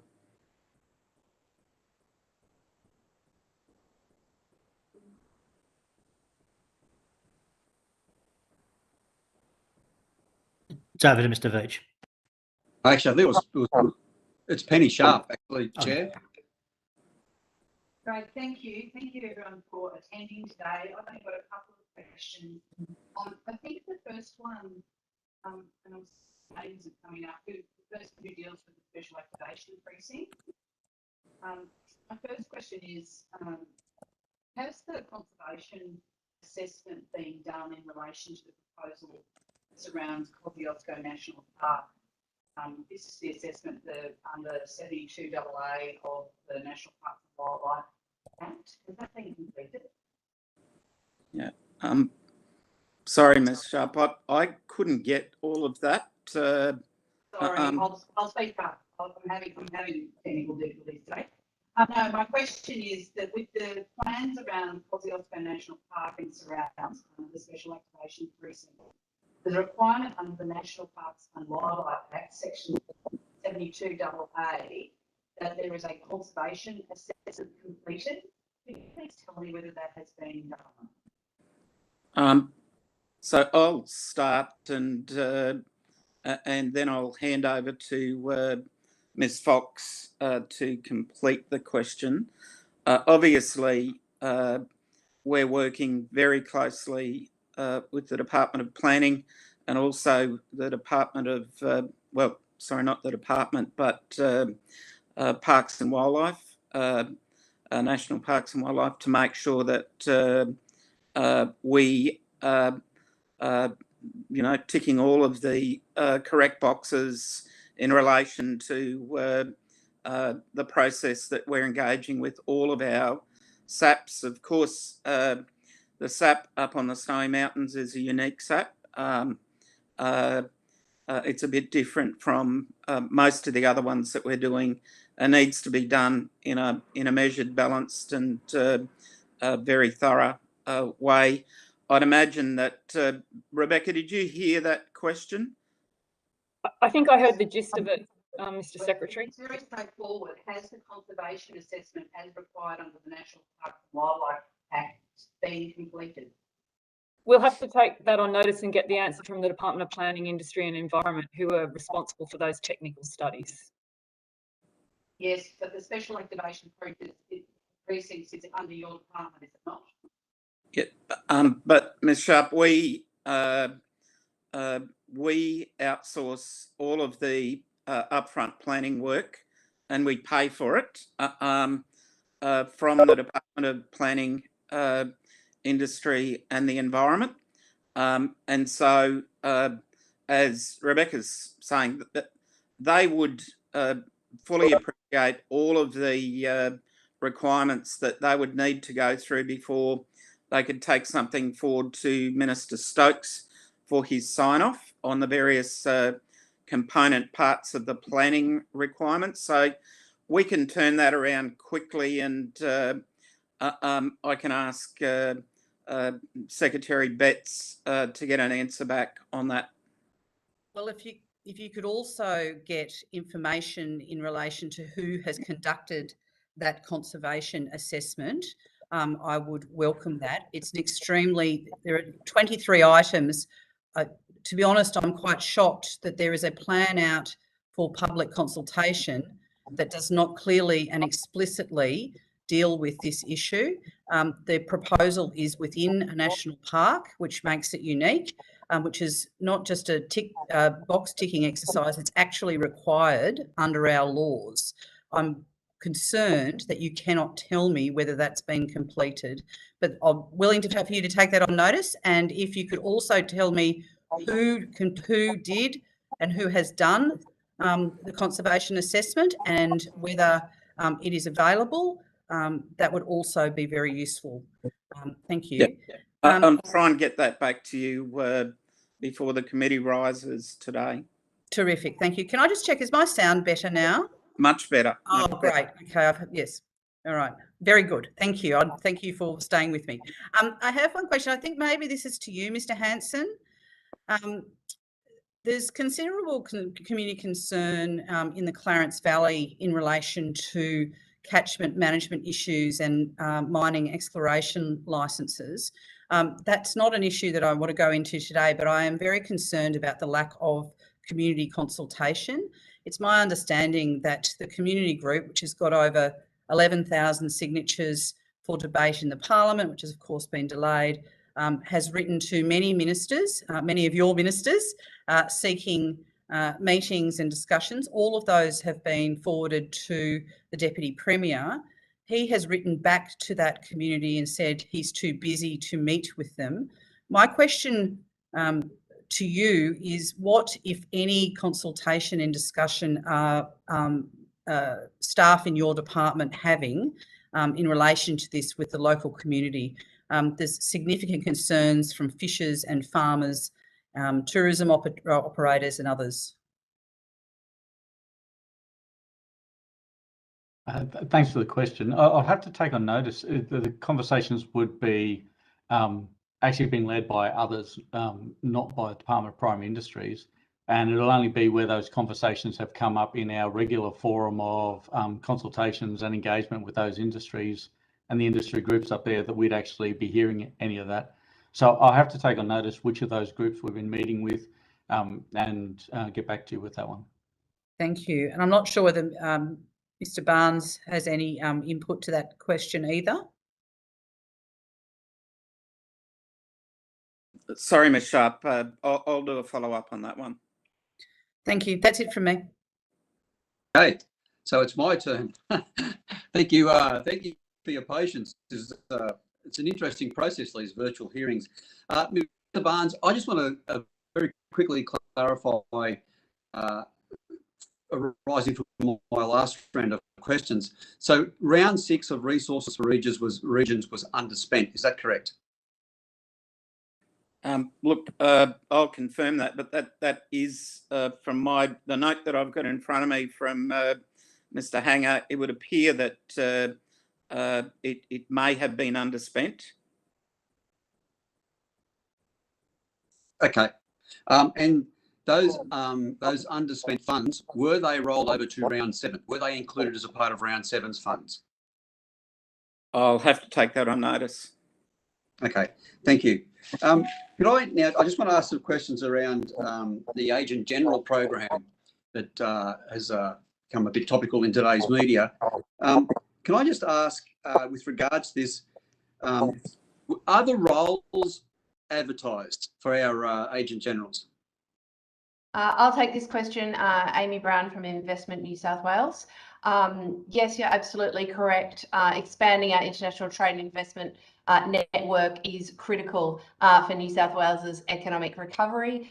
So we're very much putting all of our efforts to getting more boots on the ground across the globe, and each of our hub locations that will lead each region where there's economic opportunity, both for trade and investment, will be headed up by a senior trade and investment commissioner. Yeah, if I could, Ms. Brown, if I could though, are the positions advertised? Every position was advertised in the Australian Financial Review, yes, and a full process was undertaken for that recruitment.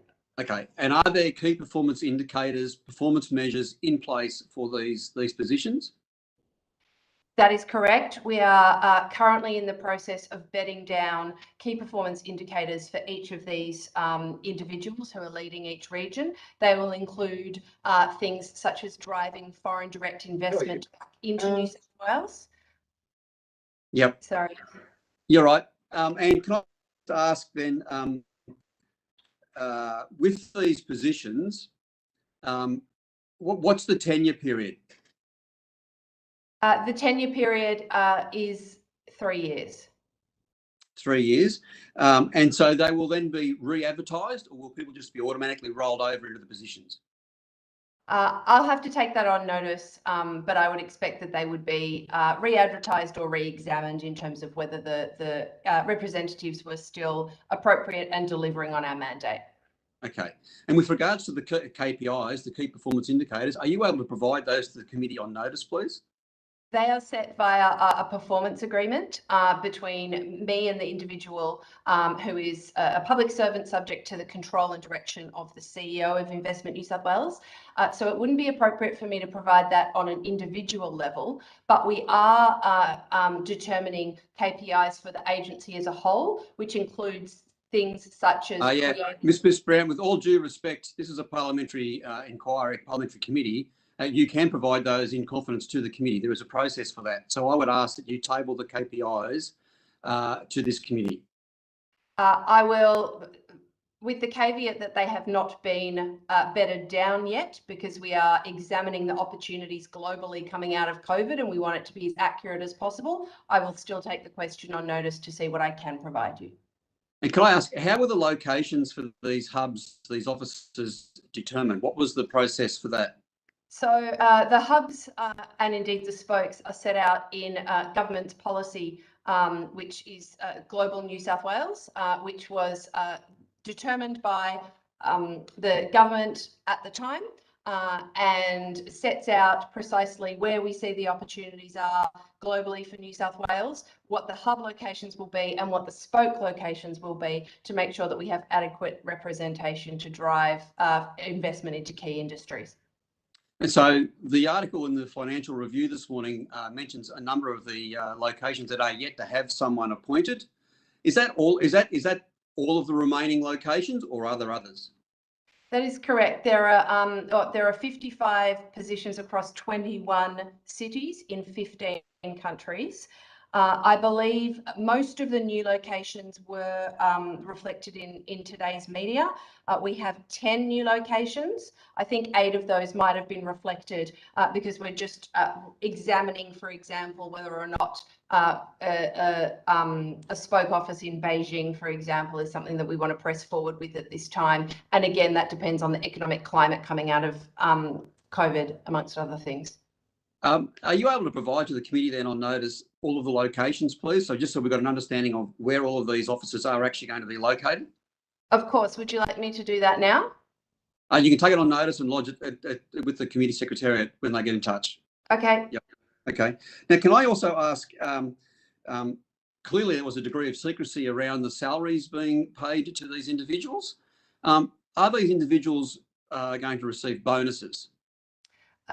There is no provision for bonuses for individuals, no.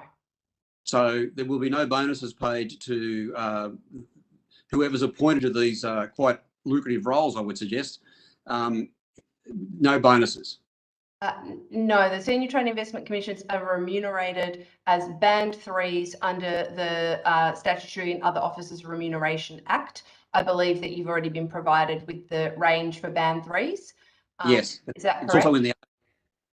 And there's no bonus related to performance. Okay. And so can I just ask, what was there a degree of secrecy around the remuneration for these quite important roles? I'm not sure that there was a degree of secrecy. All roles were advertised, and anyone who made inquiries with the global search firm who were conducting the recruitment with us was given all information that they needed to make a decision as to whether they wanted to apply. And I expect, well, that would have included salary ranges and the like, or else they wouldn't have known whether it was a worthwhile opportunity for them. Okay, and then can I also ask, with regard to the locations that have been identified, obviously there's going to be office accommodation required.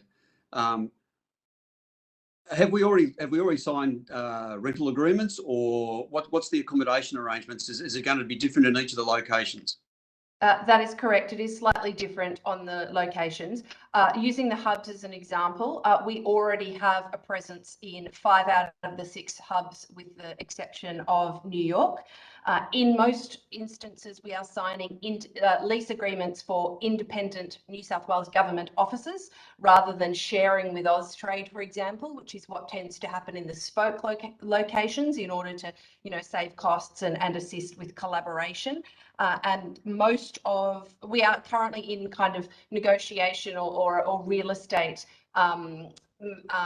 searches to make sure that the locations are the most appropriate. But with respect to our upcoming offices, we are in the process of signing leases. Okay, and so could you maybe just give us an indication as to which ones are which, so we understand, have a better idea of what the arrangements are at each of these locations? You don't have to.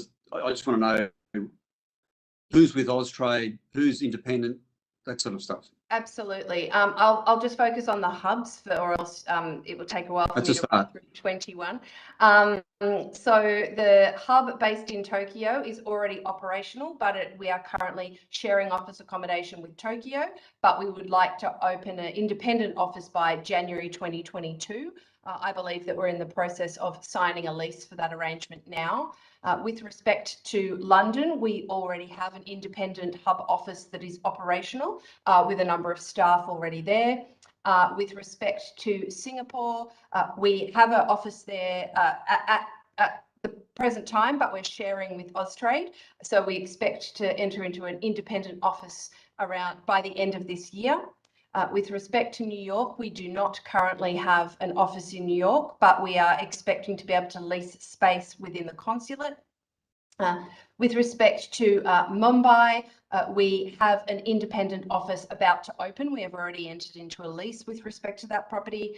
And with respect to Shanghai, we already have an independent hub office operational, and that is home to not just Investment New South Wales staff, but we also have a bit of a shared experience with Destination New South Wales staff as well, for example. So that's quite a strong hub presence for us in New South Wales. Okay, and can I ask that you table the Global New South Wales report for the committee, please? I will table it for the committee, yes. Yep. And the other question that arises out of the locations is, what is the process we put in place to ensure that we're not duplicating the work of DFAT? Yes, when we designed the Global New South Wales strategy, we did so with strong consultation and collaboration with Austrade. As you say, we do not want to be duplicating, but we also want to be sharing knowledge and best practice. Different levers are available to the Commonwealth Government as opposed to the state government in terms of attracting investment. Obviously, things like visas are more of an issue at the Commonwealth level. But at the state level, for example, we can give things like payroll tax exemptions or co-funding of infrastructure or skills or concierging the New South Wales government planning or regulatory approvals process.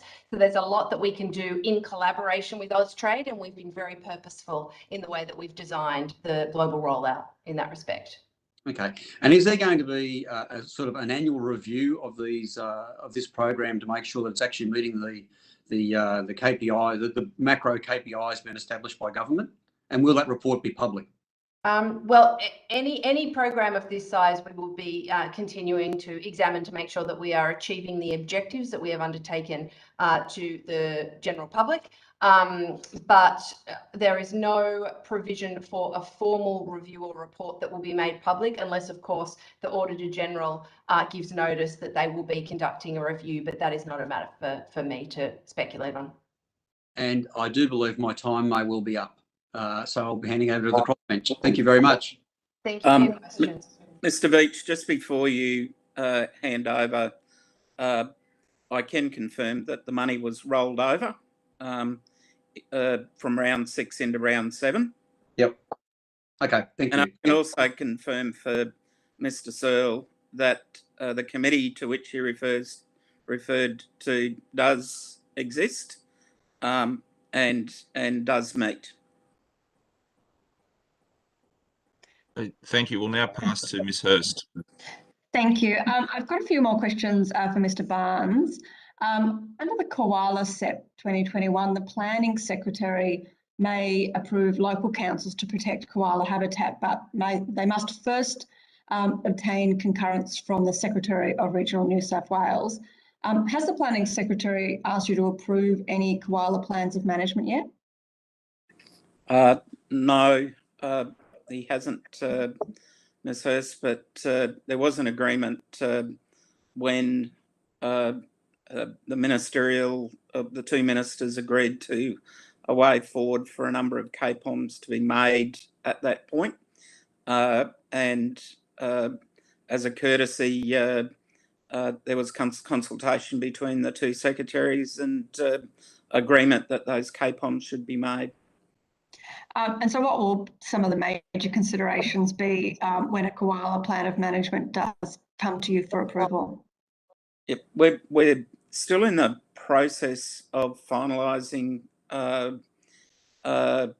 both the new SEP and its guidelines, as well as the codes that we're working on in relation to private native forest and land use management. So as soon as, we're in a position to share that, we will. And will those guidelines be open for public consultation at any point? The guidelines for the SEP, that would be a matter to be directed to Mr. Betts. So you're not aware yourself if it will go out for public consultation? I'm not. So that would be a matter to talk to Mr. Betts about. And when you expect them to be published, do you have any kind of a timeline?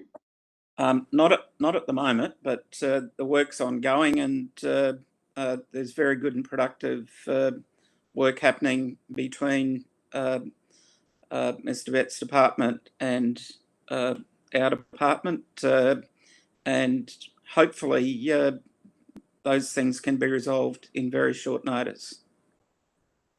I also understand that the Department of Regional New South Wales is working with the Department of Planning and Environment on the Snowy Mountains Special Activation Precinct. And the draft master plan is 71 pages, but it only mentions animals once. This is despite the significant number of threatened animals and sensitive native habitat in Kosciuszko. How will the plans for the development of Kosciuszko take into account the impact on animals and the environment? Yep. I might pass over to Ms. Fox, who's the responsible Deputy Secretary, to talk about the master plan. Thanks, Rebecca. Yep. Thanks, Mr. Barnes. So I think the questions about the management of the national parks certainly need to be referred to the Department of Planning, Industry, Environment and National Parks, but I can talk at a high level about the master planning, and that process is a 40-year vision, and the first time that sort of significant strategic planning's been done for that location. And as Mr. Barnes said earlier, it's been done very differently from some of our more industrial precincts, special activation precincts like parks or Wagga. And there are three parts to the master plan. So in parks, for example, which is industrial, we only have one part, and the management of that and the vision and the master planning is done in one way. In Snowy Mountains, we've got three different parts of the master plans and three different types of precincts or sub-precincts. So the Catalyst precinct has an activation precinct state environment planning policy. And then we've got some growth precincts that have a different planning pathway. And then the Alpine precincts have been dealt with very differently and remain under the Alpine State Environmental Planning Policy. And that's been set up very deliberately to make sure that those issues that you're mentioning are managed appropriately. And so that will be included in that section of the planning, is that? That's right, yeah. So the master plan is the high-level strategic vision, and yeah, it's out for exhibition now. And this might, I understand that, obviously there's a crossover with the Department of Environment as well around this, but, we've also got a very outstanding report on the wild horse management plan, which is outside of your department. But, how will those plans interact with the master plans, and which will prevail if there are inconsistencies between the two? Again, I think that's a question that's best referred to the Department of Planning, Industry and Environment. And I refer sort of to my earlier comment that this is the high-level strategic vision for the area. And the next level of detail comes as we move forward with the different levels of planning pathways and documents that support that master plan and high-level vision. Yeah, I think it's fair to say that there will be three planning instruments that, well, maybe four planning instruments, because not all of, for example, Jindabyne will, in its footprint, be a part of the special activation precinct. There'll be some parts of that town that remain under the existing planning arrangements that are administered by local government. But so there will, as Ms. Fox said, there'll be the master planning instrument that defines the SAP, and that'll apply, to Jindabyne and some of the resort type locations. There'll be the Alpine SEP, which will remain in place, and it will define what happens in the Alpine region, and that's currently what happens, and that's the one that will be of most interest to you, because most of our native flora and fauna exist and are protected under that SEP. And then the other planning instrument is the National Parks Plan and Management for the resorts. And they are the landlords of those resorts. and in conjunction with the draft master plan that we released for the SAP, at the same time National Parks and Wildlife released an updated draft of their planning instruments, which are the plans of management for the oversight.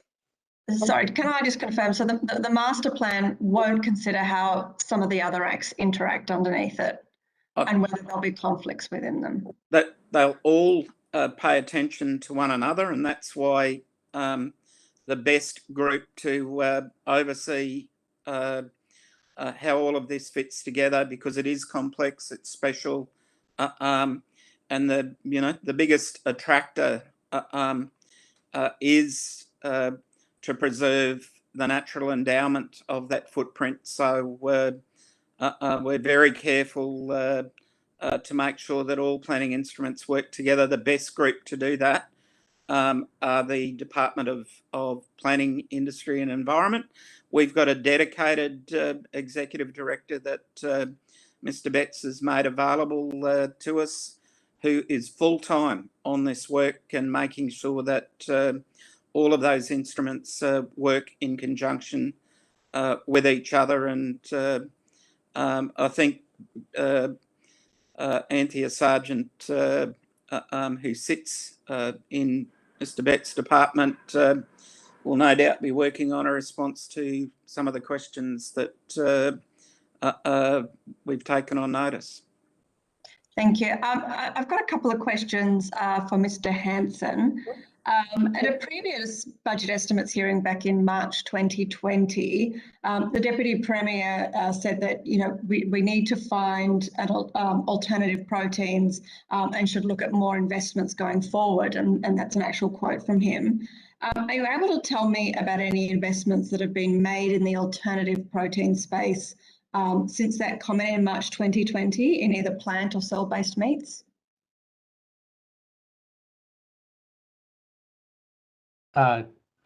Yes, I can. I guess we've seen significant growth in the last, since that hearing, in investments in both research and also commercialisation of alternative proteins. And so we've continued to significantly increase our work in the cropping and in particular in the pulse side of our research around genetics, around breeding and quality attributes, disease resistance. That continues to see that industry grow off the back of strong demand. We're also conscious of the fact that some of the industry have actively started investing themselves in technologies that already exist, in building them into their commercial supply chains. And I guess a good case in point has been the work by dairy industry in looking at alternative proteins supplies rather than just milk. Australia have been involved in looking at what's available in the space around alternative meats or synthetic meats. And obviously CSIRO have been really leading the research space in that cell-based meat research area. But we continue to have a really strong research portfolio in the production side for those horticultural or the grains-based alternative proteins, where we already have a strong footprint, a strong research capability and a track record of being able to deliver in that space, and to make sure that our growers and farmers continue to capitalise on that growing market opportunity by being able to turn their cropping systems to producing the kind of crops, pulses and so forth that are required to fill that niche market. Thank you. I think that hands us to Miss Boyd. Thank you, Chair. I will just ask a few questions before handing over to my colleague, Mr. Shoebridge. The first question I think is probably to you, Mr. Hanson. Last week we saw a judgment from the Land and Environment Court in relation to the EPA. Basically, obviously I'm shortening the judgment slightly, but the takeaway is that the obligation of the EPA to protect the environment is obviously a role that involves considering greenhouse gas emissions and other impacts on climate change. Has that prompted any soul searching within your department, and are you going to make any changes to law or procedure following that? So I might address that in two ways. The first way is we'll continue to watch closely as the EPA takes and now looks at how to interpret the court's finding into how they apply that and how they give life or bring implementation to that effect. I would say I don't think it doesn't trigger so much soul searching as in the department's been a strong advocate for quite a while about the opportunity for agriculture to play a lead role in climate change. So we have a significant investment portfolio looking in both mitigation, abatement, and response capacity in climate change. And when you look at the numbers for New South Wales,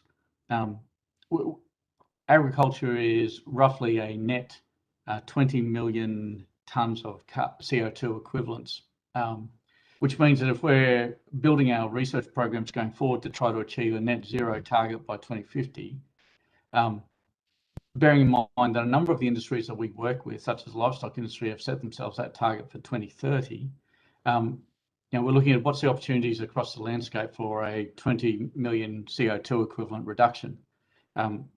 Just purely in managing carbon in soil, and that's things like pasture and grazing management, reduced tillage and stubble retention, incorporating legumes into perennial pastures. I mean, the calculations we've done is that alone, that suite of activities across the landscape in New South Wales gives us a 20 million tonne CO2 equivalent reduction. We think that it's really not only possible and doable, it's really both beneficial from a production perspective as well from a market perspective, as well as the environmental perspective to be continuing down this path. How the EPA will now interpret the court's findings or ruling, we'll be closely monitoring, but it's not as if we have been inactive in the space around mitigation of climate impacts on the environment. Could I perhaps ask the same question of Mr. Barnes then? Because perhaps given the recent, debates over, the territorial limits bill and the idea that that we should be looking at climate change impacts when assessing the environmental impact of mining applications, would or does this recent judgment lead your department to think differently about its obligations and particularly those provisions of the Mining Act that refer to protecting the environment?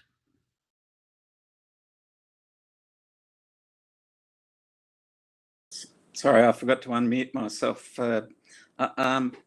Look, as always, when we're developing policy options for government across all of our sort of areas within our portfolio, climate change is an important consideration. I think you would have,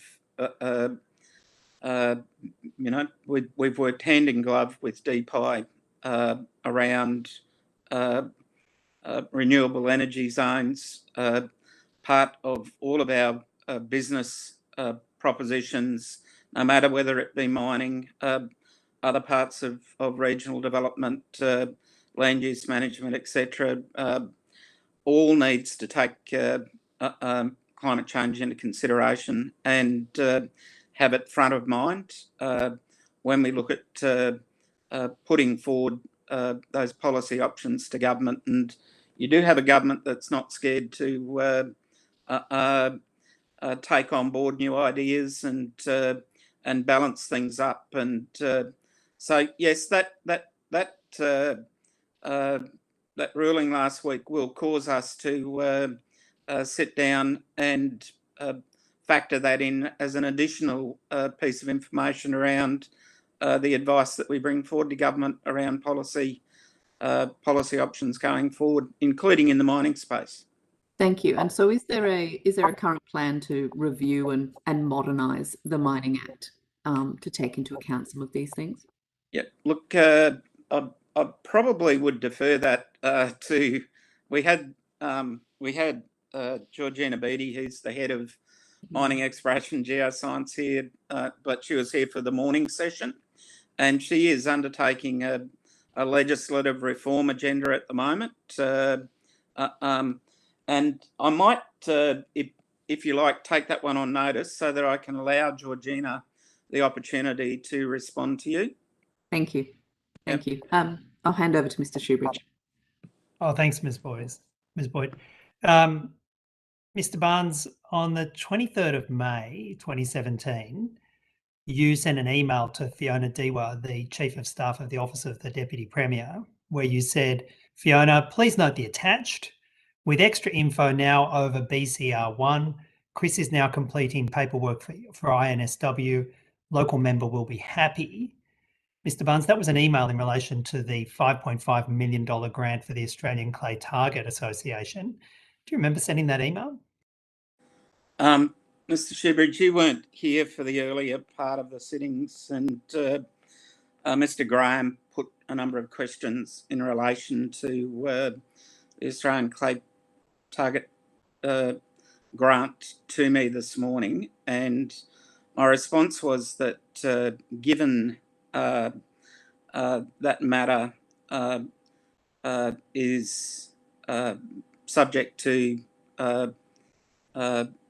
work that ICAC is currently doing, and that is ongoing, the advice I've received is that it would be inappropriate for me to respond to details in relation to that grant, and so I won't be making a response.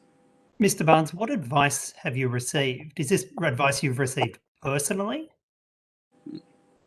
It's advice I've received from Ms. Boyd, who's the General Counsel for DPC, and my own General Counsel. Sorry, Ms. Boyd, who is the General Counsel for the Department of Premier and Cabinet, has given you advice. Is that right? And my own General Counsel.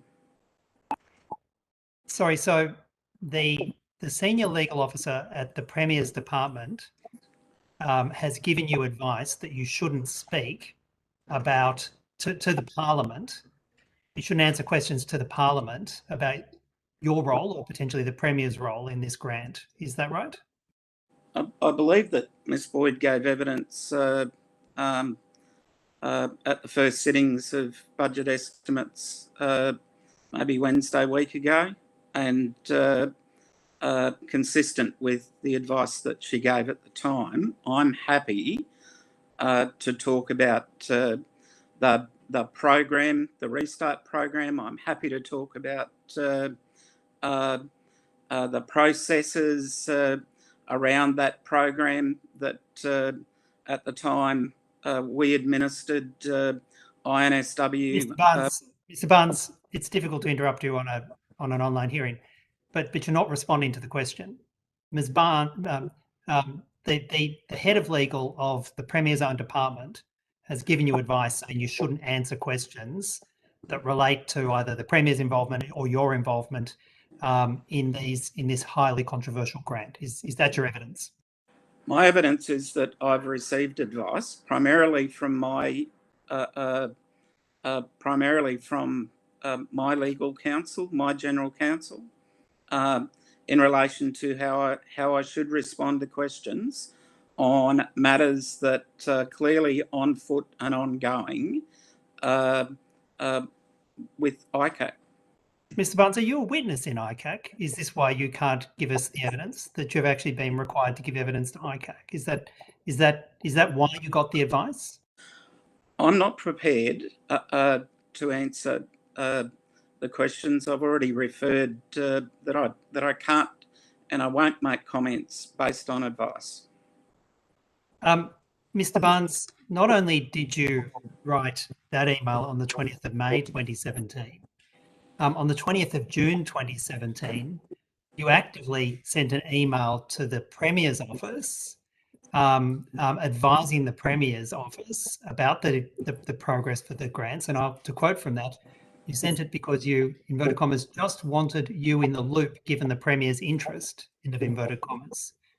What was the Premier's interest in this $5.5 million grant in Wagga Wagga? Again, I think I've answered the question previously that I won't be making commentary or responding to the specifics in relation to that particular grant. That's Mr. your, sorry, Mr. Schubert, I have to cut you off. That is your time for this round. So I now need to pass to the opposition, and I'm looking to guidance. I think it's Mr. Veitch. Yep, that is correct, Chair. Thank you very much. Thank you very much. Just two very quick follow-up questions from my most recent round of questioning, which relates to the Agent Generals. On notice, can you provide the total budget, or the global budget for that program, and how much has been spent year to date? So as at today's date, if that's possible, Ms. Brown. And then the second thing, if you could take on notice, this recruitment decision, is there a recruitment panel? And if so, who makes up the recruitment panel? Who is the member? Who are the members of that panel? Yes, I can. I'll start with the latter question, if I may. So there's a lengthy selection process, as I said, managed by external recruitment firm NGS Global. The the most suitable shortlist of candidates are interviewed by a 4-member panel, including senior public servants and independent specialists. I commenced in this role on the 29th of March, and for example, since that time we've had, I always sit on the panel, but we usually have secretary level representation on that panel as well. And then, as I said, they are employed as public servants under the Government Sector Employment Act, henceforth. Okay, thank you. Can you just, on notice, provide to us, to the committee, who make up the members of those respective panels, please? That would be handy. Take that on notice. So thank you. If I could, I'd like to go to Mr. Barnes, although it's probably Mr. Hanson more appropriately. It's to do with the mice bait availability in New South Wales coming into the spring. Do we actually have enough mouse baits in supply in New South Wales right now to meet demand, seeing that West Australia is already certainly drawing heavily on their supply? Mr. Hanson, do you want to take that one, please? Thanks. Yes, so good question, and a bit of sort of context here. So this time last year, CSIRO's monitoring report had mice at a moderate level in the Liverpool Plains, but low everywhere else, and there was nil activity, for example, in the Central West where I am. If you jump forward to this year, so this is the end of winter coming into spring, we've got mice in the CSIRO report at a moderate to high level, patchy in the Central West, and highly variable in northern New South Wales. Now that's a real concern for us at this time of year, coming out of winter into the spring. So there's a couple of things that have been done to try to shore up the supply chains. One of those was an announcement and assistance, a package that was put in play by the government, a $5 million package to assist the supply chain. So the 5 major importers of the active ingredients for manufacturing of the baits. That was a assistance package to help defray and offset costs for them to bring forward purchases in anticipation that we may need bulk active ingredient here in New South Wales at the start of the spring. Obviously, a number of those companies would have preferred to have hedged their bets if it had been unsubsidised in terms of whether they needed to pre-order significant amounts of active ingredient. But we've been working, and I think as of last week, I think 4 of the 5 companies have now taken up the assistance to ensure that they have suitable stocks on hand. And those stocks, in return for the assistance that is provided, are prioritised for use within New South Wales. So, Mr. Hanson, can we? But again, just can you guarantee that we have sufficient supply for this spring? If you can tell me what you think the final mouse numbers per hectare will be across what parts of the state, then I can probably have a better go at providing guarantees about do we have enough active ingredient in storage. But we're in a much better position than we were this time last year in terms of the supply chains.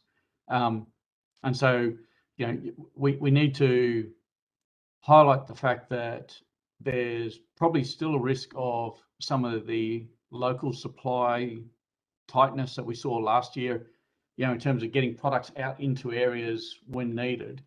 So I guess the key message would be that we need to have our industries acting early and acting in advance in terms of ordering, talking to their stockists, talking to their supplier, and making sure they've got themselves locked in for that supply to be able to make its way to the regional areas. So, Mr. Hanson, so are you assuming for the worst? Is that the premise upon which you're operating, or the department's operating? And can you guarantee, for instance, a supply from India? So, all the international supply chain components, and we've been working not only with our own assistance, but also with the federal government assistance for assisting with incoming air freight. We've done everything we can to make sure that the supply chain is fully stocked with the active ingredients it needs to get from overseas. We are starting this spring in a much worse position than we started last spring, but obviously that'll then be predicated a little bit by what happens in the next couple of weeks in terms of temperatures and rainfall, as to what continues to happen in terms of breeding season. There's a couple of additional pieces that we are starting this year with that we weren't starting last year with, things like the double strength zinc phosphide formulation for baited grain for in-crop treatment, which is much more effective than the rates that we started last spring with, and that subsequently APVMA granted a new permit for increasing that concentration. Okay, Mr. Hanson, the $5 million for supply chain, has that been fully expended, or is it, well, actually, maybe as at this date, if you could take on notice and provide us with how much has been expended as at this date? Happy to do that. Okay, thank you. I would like now to go on to our seasonal ag workforce issues. Last year, as you know, because of the international border closures, we ran into a bit of an issue about being able to shear our sheep, harvest our crop, pick our fruit and veg. I see the minister's been putting out releases just recently, patting himself on the back around bringing in some foreign labour to assist. What has been done, Mr. Hanson, within your department? Has the minister asked? What has the minister asked you to do to ensure that we have sufficient agricultural domestic workforce to shear our sheep, harvest our grain, and pick our fruit and vegetables? Yeah. So thanks for that. And as you know, the agricultural labour supply issue is not unique to COVID. It's just been exacerbated and brought forward by COVID.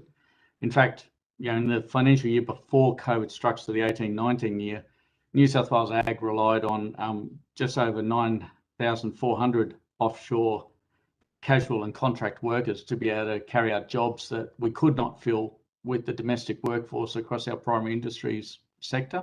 So this was always a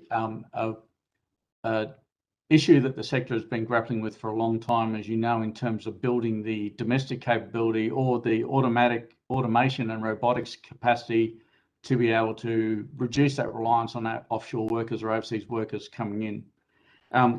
To date, we've been able to facilitate only 1,905 overseas workers, predominantly under the Pacific Mobility schemes, which means that we are really conscious of concerns around blueberries in Coffs Harbour, oranges in the Riverina, table grapes in the Murray, tomatoes up in the New England, cherries and palm fruit here in the Central West, as well as the meat processors who, you know, employ about 16,000 staff across the state, and the majority of those are actually Pacific labourers who come in under the Pacific Labour Scheme. So there have been a couple of things that we have been doing. So the first one is we participate in a Commonwealth-led all state and all territory working group around agricultural labour. And as you'd be aware, Minister Littleproud had commissioned a report that's been presented to him, I think it's 2 months ago now, I'd have to take on notice, about the long-term plan or medium and long-term plan for agricultural labour within the country. We've been trying to make sure we've got as joined up as we can across the Commonwealth's activities, because they're the final approval body for all these incoming workers, as well as making sure that across the states we're joined up as well as we can in terms of allowing workers to move across the states to follow the harvest season. Now, we've gone a step further with that at the moment, because ourselves, Queensland, Victoria and Tasmania are all very conscious of the fact that the workers that we're bringing into our individual states will end up needing to actually move across those state boundaries really easily if we're going to have any chance of trying to be able to put the right people in the right districts at the right time to be able to offset the sort of shortages that would otherwise occur. Yeah. And so we also, every fortnight, I and my counterparts in each of those states are actually sharing data about all the approved employers that we have, the workers that they have available, when those workers are due to finish on the tasks that they're at the moment and where they are meant to move to next.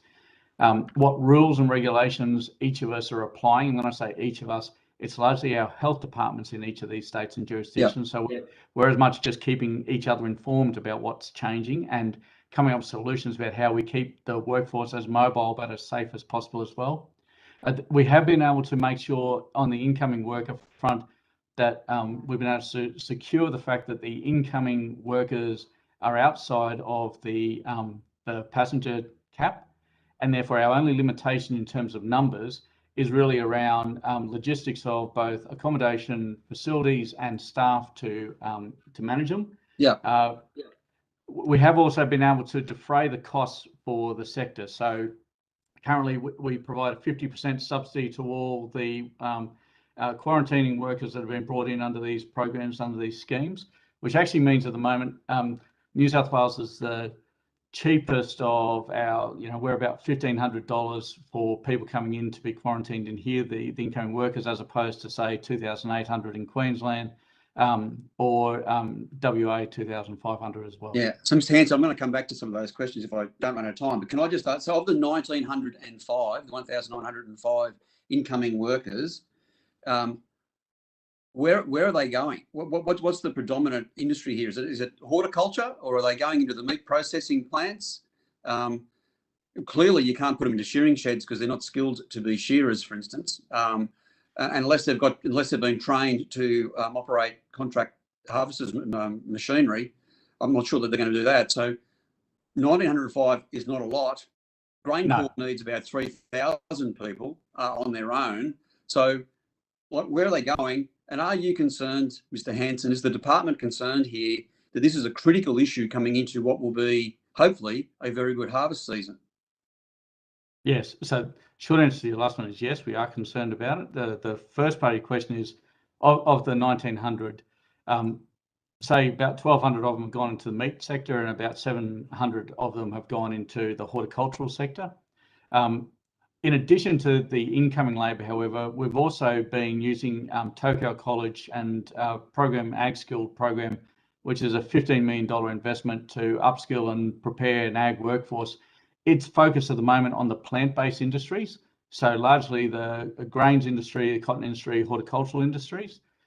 So far this year, we've delivered 107 courses to over 1,000 participants at 46 different locations across New South Wales, to upskill people to be able to be deployed into these plant-based industries in this coming harvest period. So Mr. Hanson, sorry. So Mr. Hanson, you sort of, I don't know about what's happening everyone else, you're sort of breaking up a bit here, but if I could, essentially where I'm going here is if we don't get our fruit and veg in the harvest, there's a real chance here that it will, and the grain, it will lie on the ground for the mice to eat. And surely, if that occurs, that is going to drive the domestic price for fruit and veg through the roof. Surely. So I guess a couple of things. You're exactly right about the fact that we are looking at absolute bumper harvest across the country at the moment, but bumper harvest on the eastern seaboard for our crops and our horticultural sector. If stuff isn't picked, it will end up becoming feed for the mice population that's coming into this spring, and so it'll be a exacerbation of the issue that we have on mice. The issue about food security, however, you've got to remember we still have record harvests, and therefore what will be coming off the trees, what will be coming out of the paddocks, will be coming off at a probably even a greater level than what we had last year in terms of the availability of grains and availability of horticultural product. So the issue is first and foremost around the fact that we're talking about producers and industries that require these bumper years off the back of worse drought in living memory to actually replenish capital reserves and to be able to actually rebuild their business. And so ensuring that they get access to the labour to be able to make sure that happens is critical. Secondly, anything that we can do to minimise the amount of feed available to build that mice plague that we're going to get coming into this summer is going to be saving us money in the long run as well. But there's a real risk here that food prices domestic prices will go up leading into Christmas if we don't get this right. There's so much action along the supply chain in terms of the supply-demand equilibrium. I'd be hesitant to predict whether we're going to see food price increases just purely off the back of whether the labour was available there to pick it, because again, we have a significant crop that is there. We are trying to minimise the disruption in terms of the labour, but there will be some disruption without a doubt. You're right. Yep. Okay, Mr. Hanson, can I just go to COVID? So there's a couple of aspects to these questions. One is I'm pretty concerned about the impact on the shearing team here, a shearing team outside of Wilcannia a couple of weeks ago. And clearly there's a COVID issue caused by the mobility of the itinerant workforce. I mean, by its very nature, shearing, fruit picking is itinerant. So what is the department doing here to make sure that everyone is aware of the COVID industry plans, that they're being put in place, that the website is working? I mean, last week I went to check and the DPI website had a technical breach sign up, a technical issue sign. What are we doing at DPI to make sure that everyone who works in agriculture is safe and that everyone understands their COVID obligations? Yeah, thanks, Kate. And so that shearing team out of Wilcannia, we actually reached out, gave them a call, spoke to the manager out there, spoke to a number of the staff in the team, just to check and make sure that they were doing okay with the detections last week. And so the team in here reached out to sort of make sure that they were okay. It does highlight, however, and we've got a series of things. So we're conscious of the fact that the website alone is not going to be the only vehicle. We do send out regular newsletter to all the industry groups who then disseminate it through their networks of all updates, all new changes, as well as providing links to all the templates and all the plans that they need to be able to assist and any resources. We are convening regular task forces in a virtual world of the industry groups and any industry participants who want to participate in those, to make sure that we're keeping on top of any emerging issues, any new issues, or providing them with a vehicle to asking questions that we then answer and then bring back and disseminate back out through that industry. In addition to that, we're running a COVID hotline, which is manned by staff to be able to take individuals' calls. So if you're not in an industry group or you're not part of an industry network, and you need to call and ask questions, they chase down answers and get back to people on that front as well. So we've got a whole range of ways in which we're trying to get out there. We're trying to maximise the use of our industry networks and our industry connections to get information out and around. It appears as though every day we have a new series of questions or a new series of issues which pop up, and we're trying to move as quickly on all those as we can to provide solutions to the industry to make it both easier for them to continue to do what they need to do, but doing it in a way in which it minimises the COVID risk and that they're aware of what that COVID risk is. Okay. And Mr. Hanson, I've probably only got time for one more question, really, but so what's the department, and then maybe Mr. Barnes, but what is the Department of Regional New South Wales and the Department of Primary Industries? What is your role at the moment working on the COVID issue in regional New South Wales? How are you supporting health in their task? Like, this is clearly, you have resources you could deploy, whether it be staff on the ground at LLS, whether it be laboratories, for instance, possibly accommodation. Just what are you doing to assist health with the COVID matters in regional New South Wales?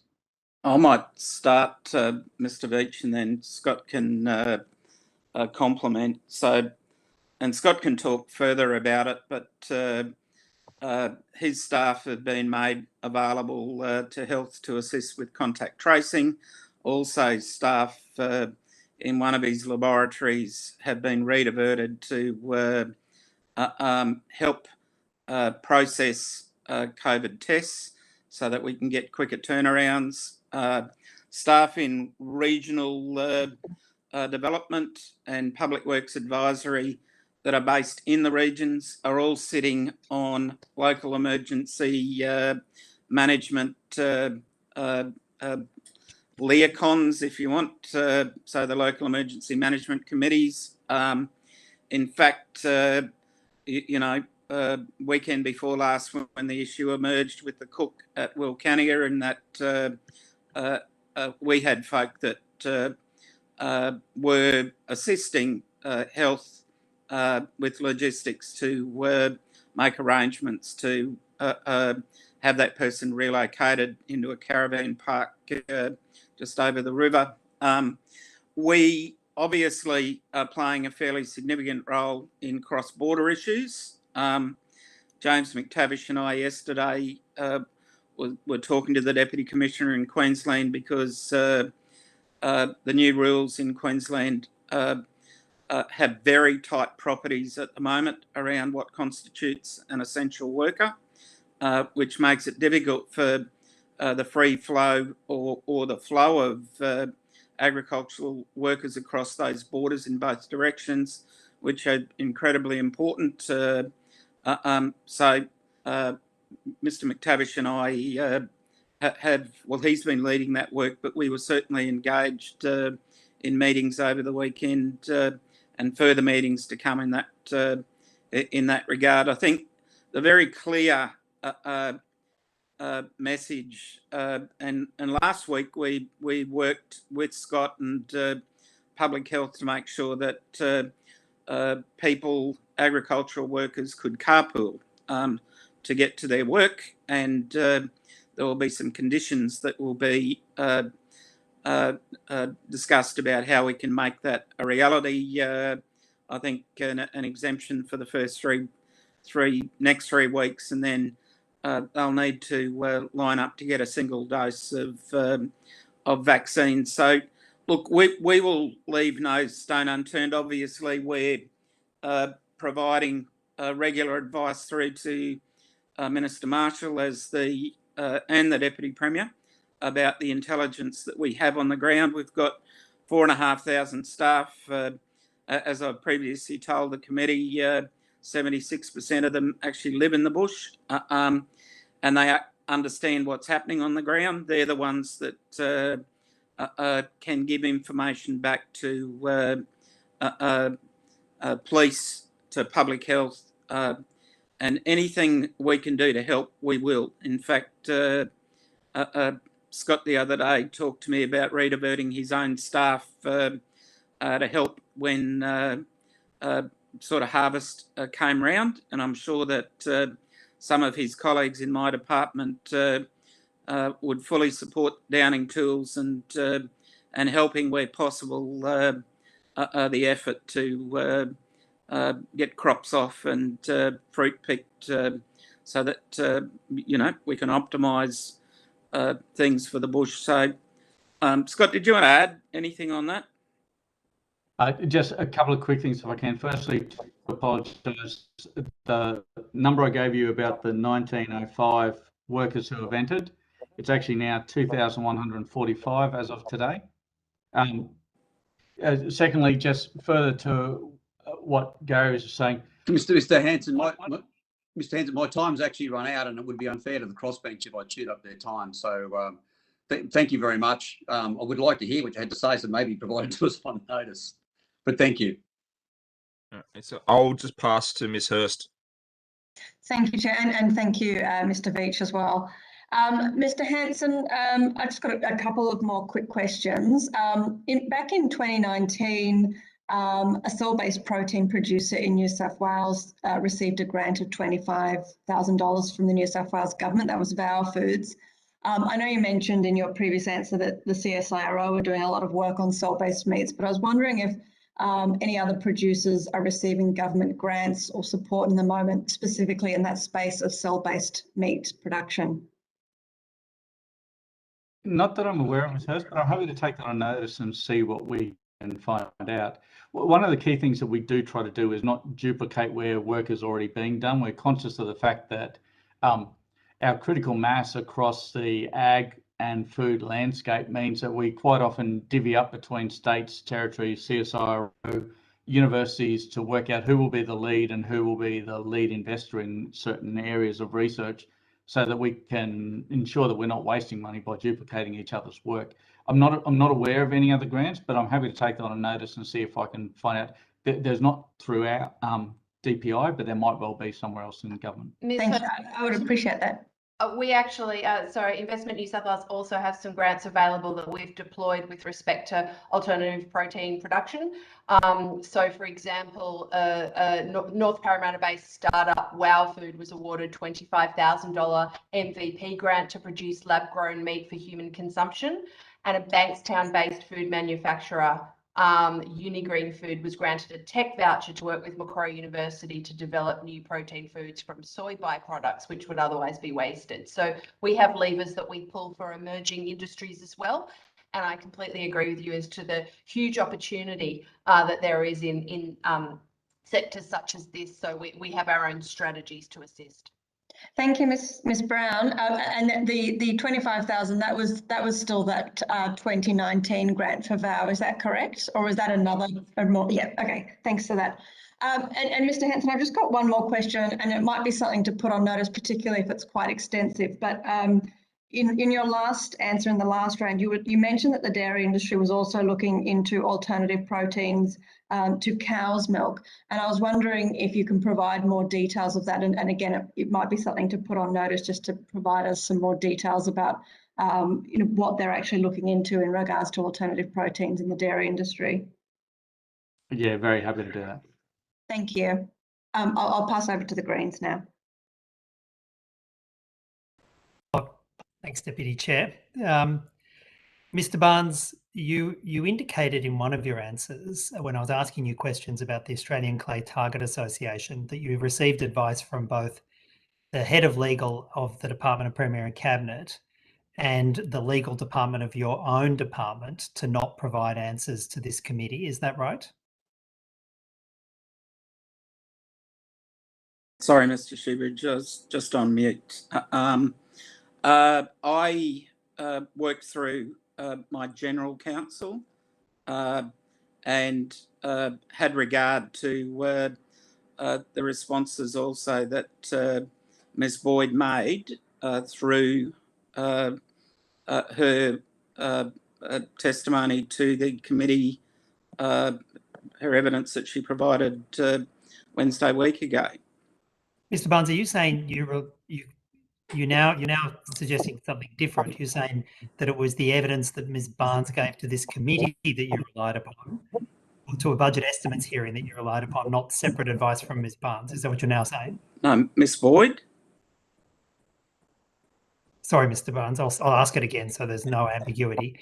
Are you now saying that it is the evidence that Ms. Boyd, being the Chief Legal Counsel for the Department of Premier and Cabinet, gave to a prior estimates hearing that you relied upon, not direct communication between Ms. Boyd and you in relation to your evidence? So what I'm saying is that Ms. Boyd gave evidence to the committee hearing. I was aware that she gave evidence to the committee hearing, and I sought out to make sure that I understood the nature of the evidence that was given, and I did that with Ms. Boyd and with my general counsel.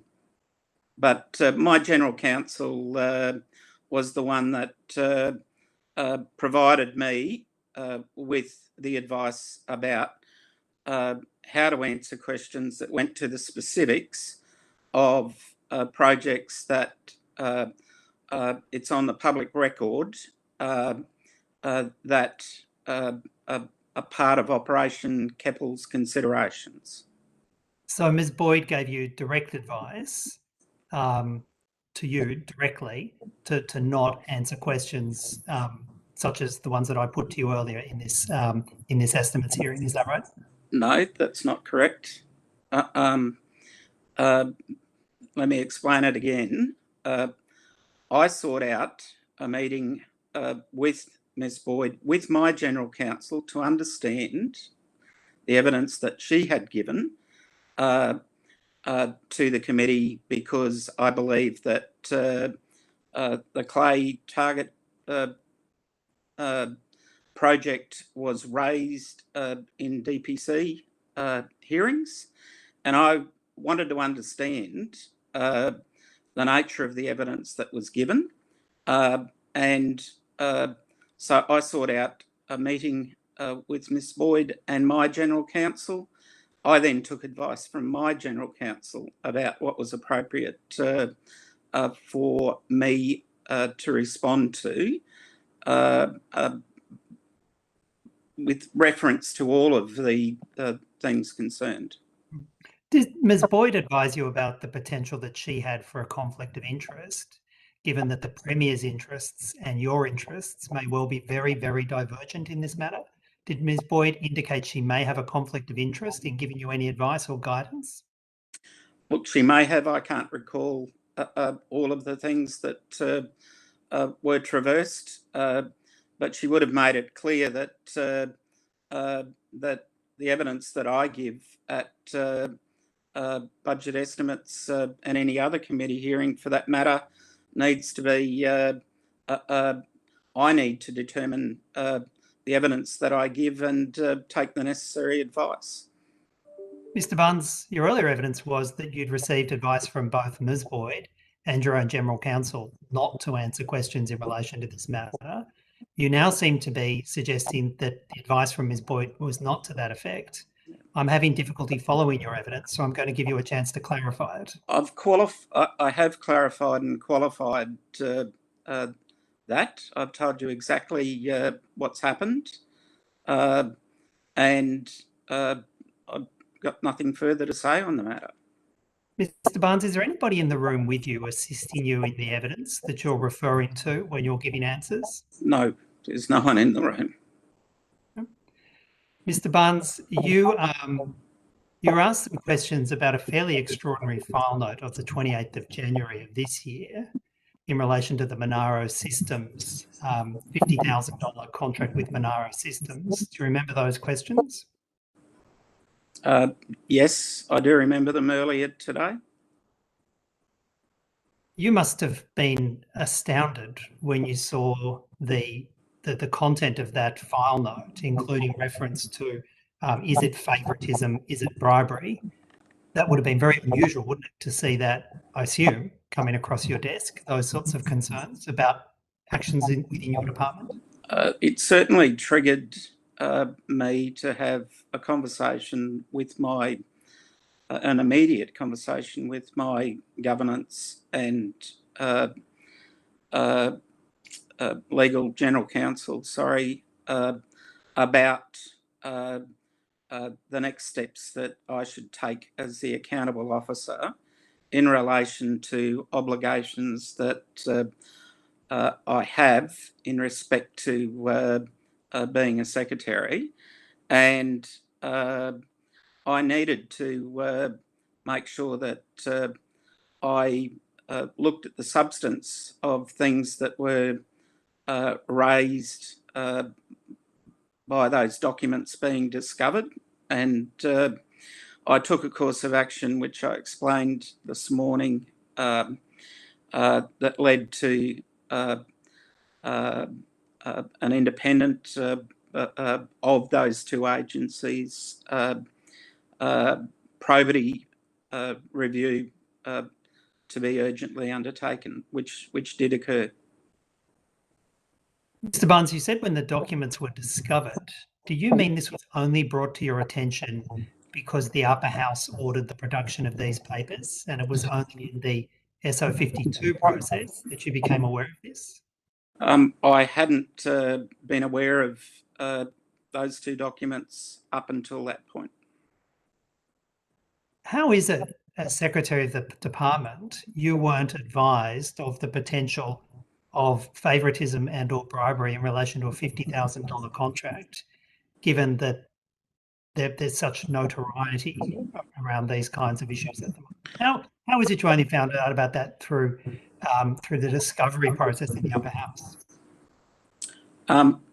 I was generally aware that there was interest in this, but I didn't.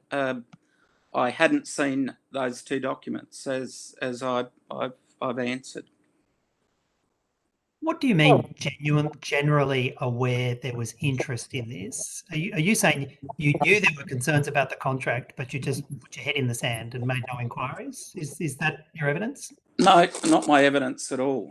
I think the matter of the Deputy Premier writing to the Minister of Agriculture to seek or to endorse something that was happening in his electorate. I was aware of generally, but I had not seen at the time until these documents were discovered, either of the documents in question that were forwarded to me at that time, whereupon I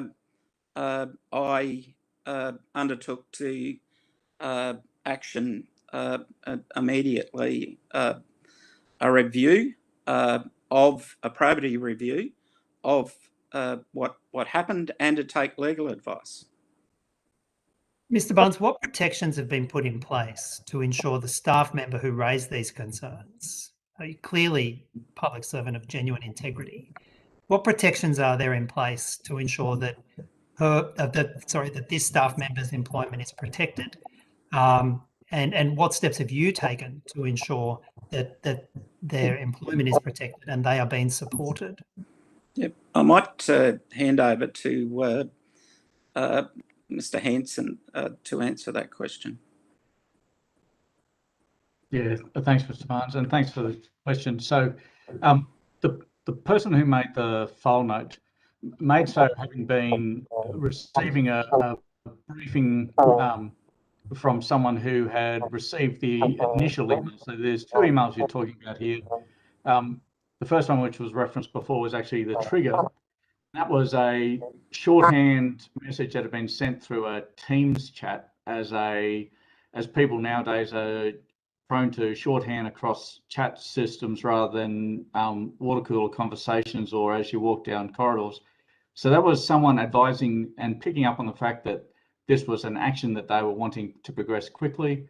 They inappropriately referenced the Deputy Premier, and that was the evidence that they gave to the General Counsel, in that to try to fast track and get a sense of urgency from staff that this was something that needed to be done, the meeting with Monaro Farm Systems. The person who made that file note was actually the one who was trying to work out whether this was actually a contract for the provision of services or the contract for a grant, because we have two different contract templates for those two different pieces. What that person did was totally appropriate in terms of making notes about their concerns and their issues. However, the missing part here was the fact that upon realising that it was to be used as a contract for the provision of services, it was passed on to another part of our legal team, and that legal team did their further investigations, got to the bottom of what this was, picked up on the fact that this is a long-standing delivering relationship that we have with Monaro Farming Systems that goes back over 10 years. In fact, we've spent in 1 year $82,000 in 2012, 2013 with Monaro Farming Systems, because they have growers on the ground who actually can provide farm management strategies and measure the effect of Mr. Hanson, my time is limited. My question was about protections to the public servant who raised these concerns. I haven't yet heard of any actions taken to protect them. Can you tell me what's been done? I guess what I'm getting to, Mr. Shivridge, is there's no need to protect them because they've done exactly what they needed to do, exactly what they were asked to do, and therefore there is no need for any special protections. The person has done their job, they've done it diligently, and as such, they continue to go about doing their job diligently. How much money has Monaro Systems been given by the New South Wales government? And if you can only provide advice about through your department, Mr. Barnes, how much have they been given since 2011? Yes, I'm happy to take that on notice.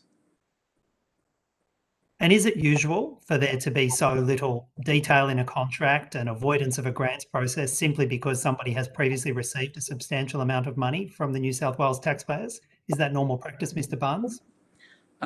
That was a question that was canvassed in the probity report. I've indicated today that I'm happy to voluntarily make a copy of that report available to the committee on a confidential basis.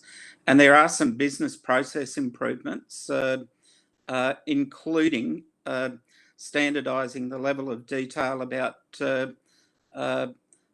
describing work, pay points for the delivery of work that are included in that report. But as I said earlier today to, I think, Mr. Searle, I am prepared to make a copy of the probity report voluntarily available to the committee on a confidential basis, and will do so.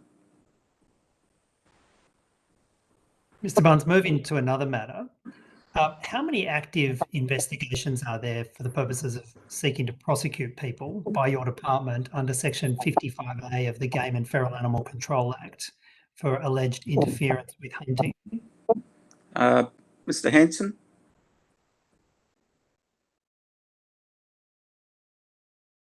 You might be on mute, Scott. The safest way. Could you just repeat that question again? Sorry, Mr. Shoebridge. The number of investigations for prosecution, active investigations for prosecution under Section 55A of the Game and Feral Animal Control Act for alleged interference with hunting on public land. I'd have to take that one on notice, sorry. Is there a practice, Mr. Hanson, that when people are concerned about hunting occurring on neighbouring properties and make the complaints to police, is there a practice in your department where when you become aware of that, you then seek to investigate and prosecute those concerned landholders for an alleged offence under Section 55A? Is that a practice in your department? Not that I'm aware of, but I'm happy to take that on notice.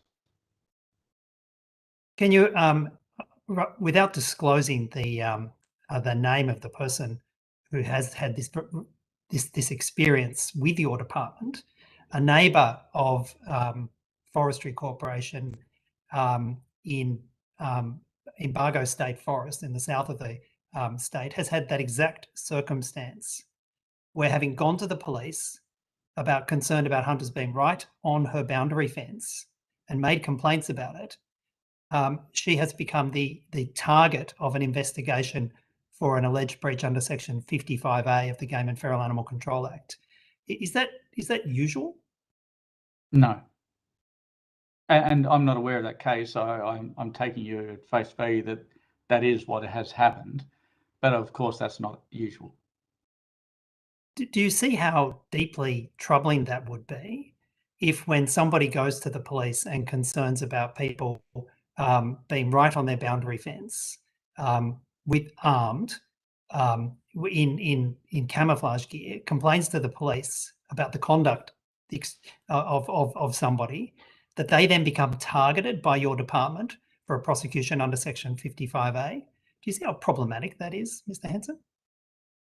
Well, I'd have to actually know the full details to know whether the synopsis you're painting is actually the accurate one. If it is accurate, then that obviously is problematic. If it's not accurate, or if there are mitigating factors around that, then I'd have to look at those as well.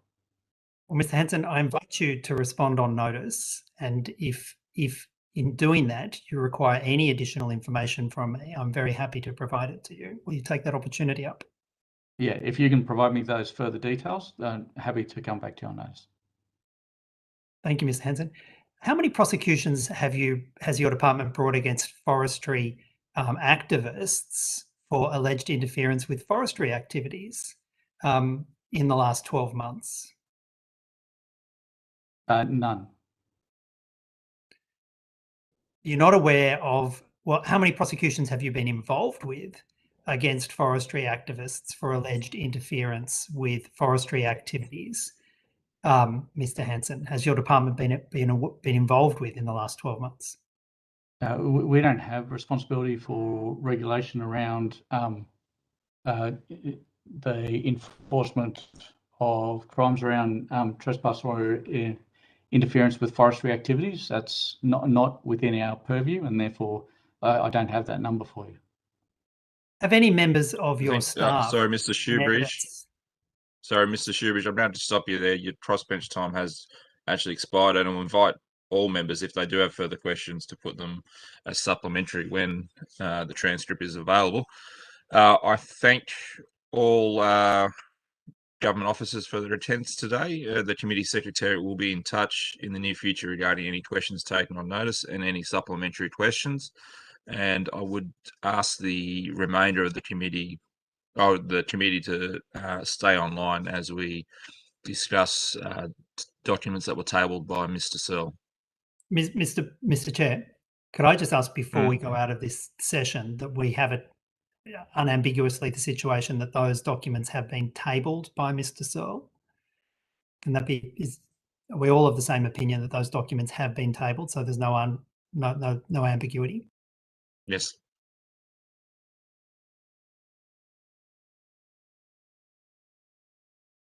Okay.